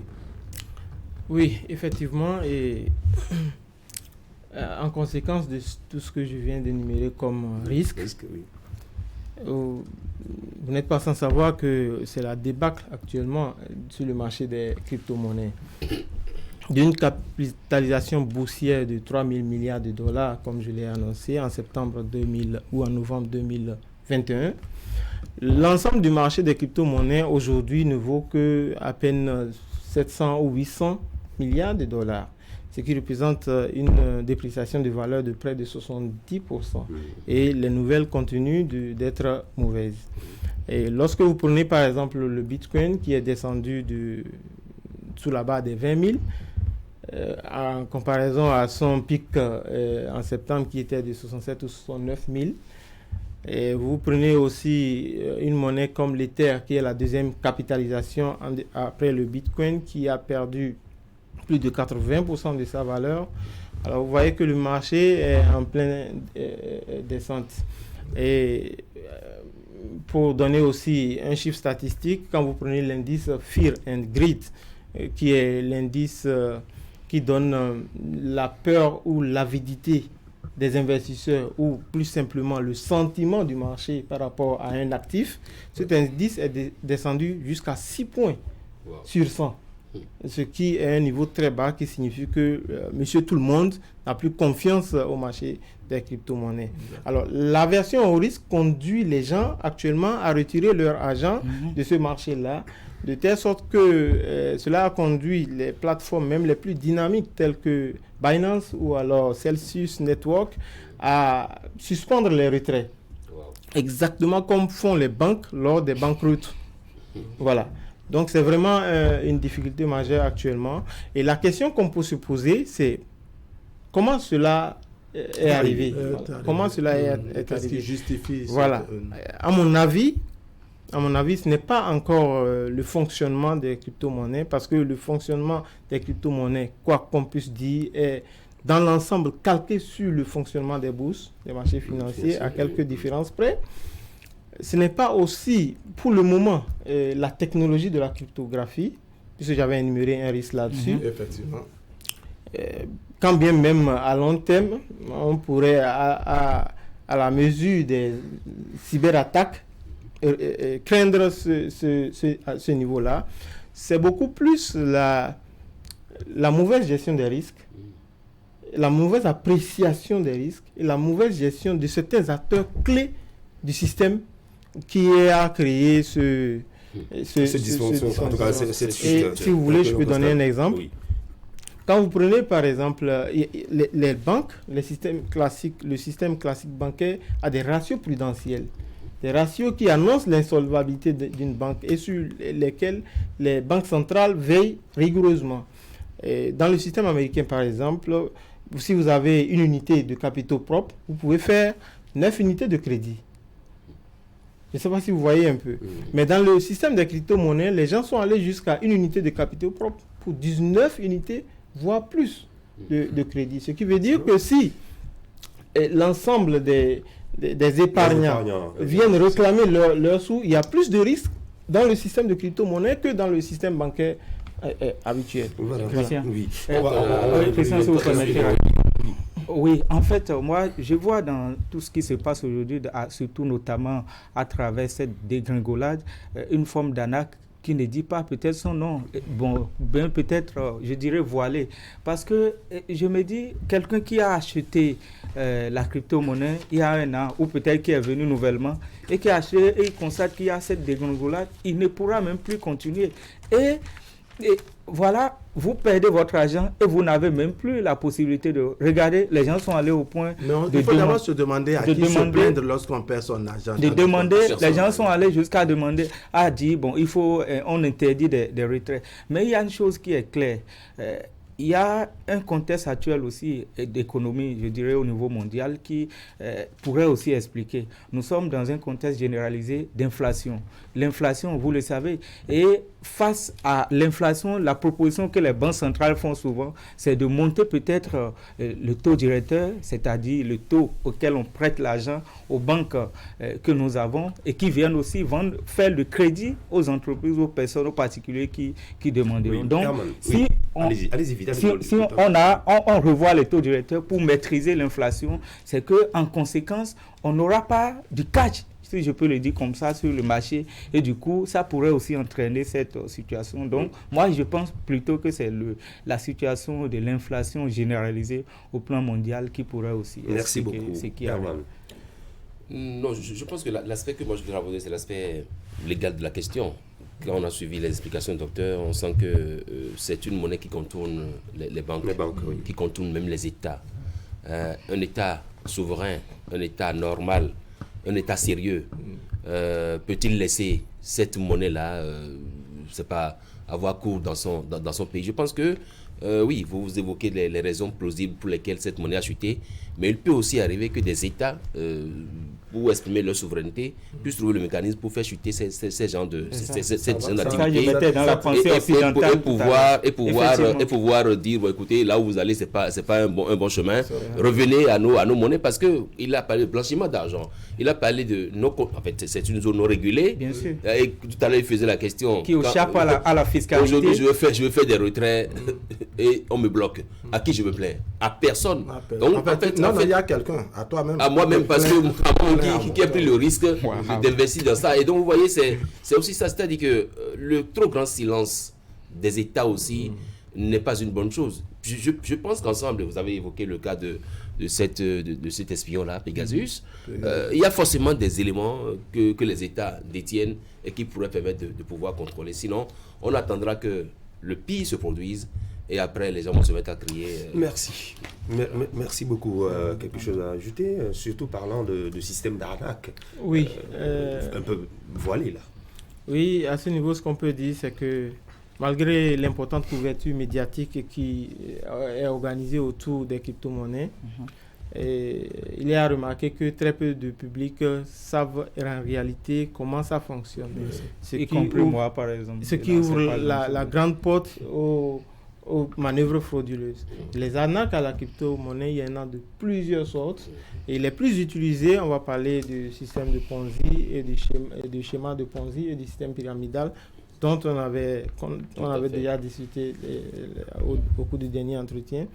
Mais également d'une autre forme d'arnaque qu'on appelle le pump and dump. Le temps ne nous permet pas, sinon je pourrais encore l'expliquer. Voilà, maintenant, on peut parler aussi des perspectives. Oui. Surtout les conseils aux citoyens qui sont... Non, pas les conseils, non. Les perspectives, comment ça annonce oui, l'avenir. Si vous avez un peu de temps, les conseils, vous n'avez qu'une minute. Ok. Allez-y. Bon, pour les perspectives, je pense qu'on peut envisager des perspectives à court et long terme. Et vous avez vu les turbulences qu'il y a aujourd'hui sur le marché des crypto-monnaies affaiblissent encore, comme je l'avais dit, par le système domino, le système financier classique. Et en conséquence, les crypto-monnaies apparaissent comme un facteur d'instabilité complémentaire au système classique et des voix autorisées s'élèvent déjà pour annoncer la régulation. Le FMI s'inquiète de sa forte volatilité et appelle à plus de régulation. Et récemment, les pouvoirs publics aux États-Unis comme en Europe militent pour le contrôle des transactions en crypto-monnaie. Quand vous prenez un pays comme la Chine, qui est déjà très avancé, qui a interdit la possibilité de convertibilité de crypto-monnaie en yuan, et dont la Banque centrale réfléchit déjà à son propre support de création de crypto-monnaie. Cela dit, à court terme vont naître des bases de réflexion, d'accord, du secteur des crypto-monnaies, mais à long terme, je pense que la régulation interviendra et cela va permettre aux organes institutionnels de contrôle de pouvoir assurer leur rôle. Cela va permettre aussi, on n'en parle pas souvent, aux investisseurs institutionnels qui sont de gros fonds, qui ont beaucoup plus d'argent, de se mettre sur ce marché, de faire un retour sur ce marché. Également, la technologie qui sous-tend la blockchain peut évoluer ou même peut changer sur d'autres techniques beaucoup plus sécurisées à l'épreuve des attaques de cybercriminalité et aussi soutenues par les pouvoirs publics. Malheureusement, et c'est ma crainte, c'est que quand les États vont chercher à réguler ce marché, il se trouvera encore d'autres monnaies parce que le souci de ceux-là qui veulent faire du blanchiment ou veulent faire, c'est de faire en sorte qu'on ne puisse pas contrôler. Oui, c'est de trouver des voies de contournement. Donc je pense que autant les États vont faire à court terme, vont faire l'effort, Yuan, vous avez dit la Chine et tout, et il y aura toujours des éléments qui vont créer d'autres monnaies et vous allez voir que bon, alors c'est merci quand même... beaucoup. Merci à vous, Dr Saroudine Landouzi. Merci Herman Niamboussou, Akhabali Bara et vous, Clément Achale. Je vous raccompagne avec le point de l'actualité à nous préparer ce matin et présenté par Narcisse Alossé.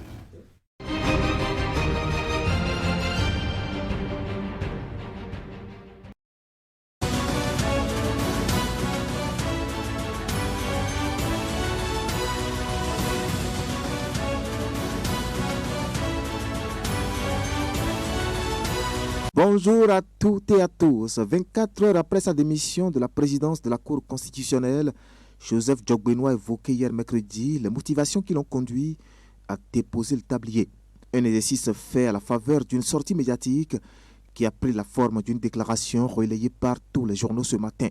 Et dans sa déclaration, l'homme a affirmé qu'il préfère tourner son regard du confort institutionnel pour redevenir un ouvrier politique. Pour Joseph Djokbenoua, dont les propos sont soigneusement dressés dans les colonnes de mes confrères, ce qui est important dans la vie, ce sont les objectifs. Et les objectifs dans une société, dans un État démocratique, sont essentiellement politiques. Alors que les objectifs majeurs au sein de la Cour constitutionnelle me paraissent être accomplis, réalisés, il est nécessaire de redevenir un simple ouvrier auprès du chantier politique, a ajouté le juriste constitutionnaliste qui dit être candidat à tout ce que sa famille politique, l'Union progressiste, lui confiera. Je ne suis candidat à aucune fonction déterminée, a lancé le désormais ancien président de la Cour constitutionnelle.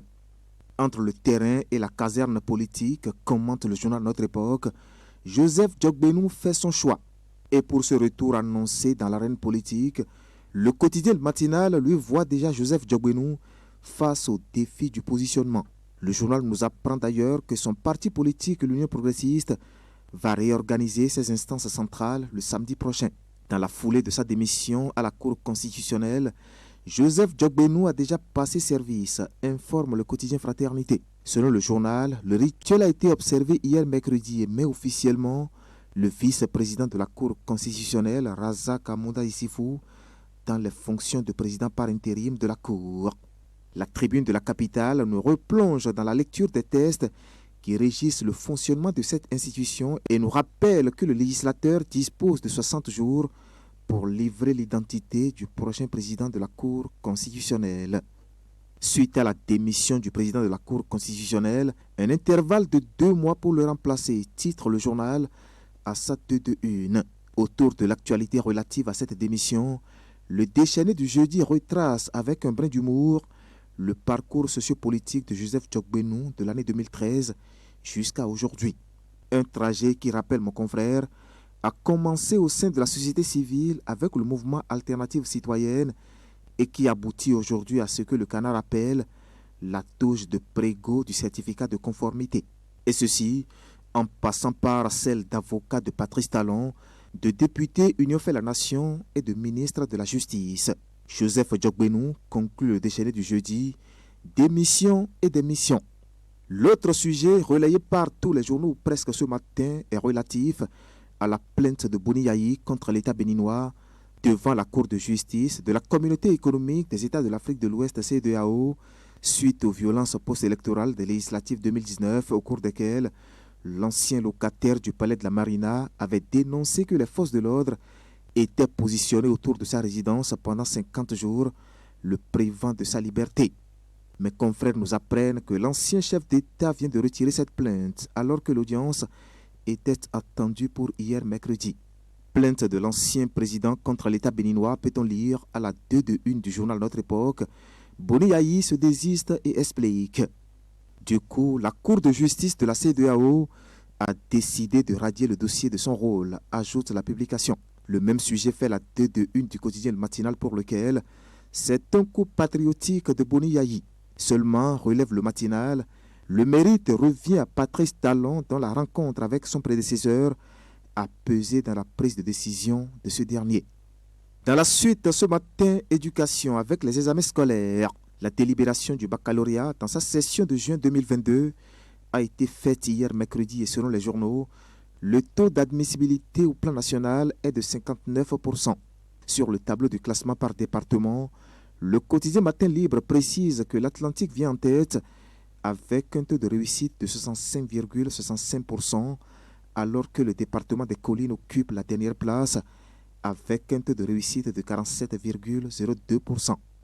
Les quotidiens Fraternité et Chasseurs Info, eux, font une analyse comparative du taux de réussite au plan national par rapport à l'année dernière et trouvent qu'il y a une régression de 5,42%. Seulement, notre Fraternité, le taux de réussite au plan national cette année reste la deuxième performance depuis 40 ans.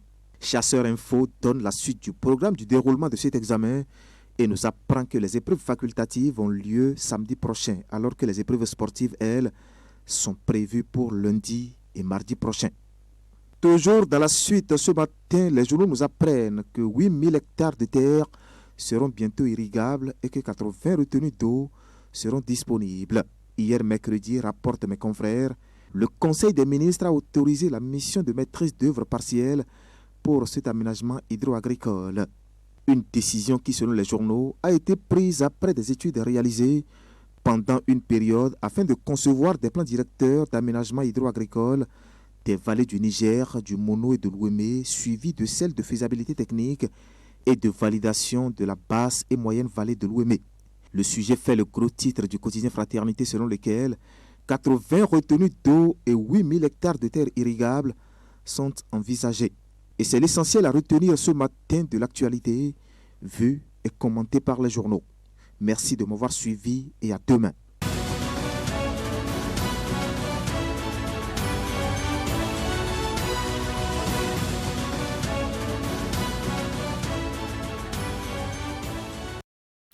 Ce sera tout pour ce jeudi sur Actu Matin. Merci à chacun et à tous de votre attention. Très bonne journée. Portez-vous bien. Gardez le sourire. Au revoir.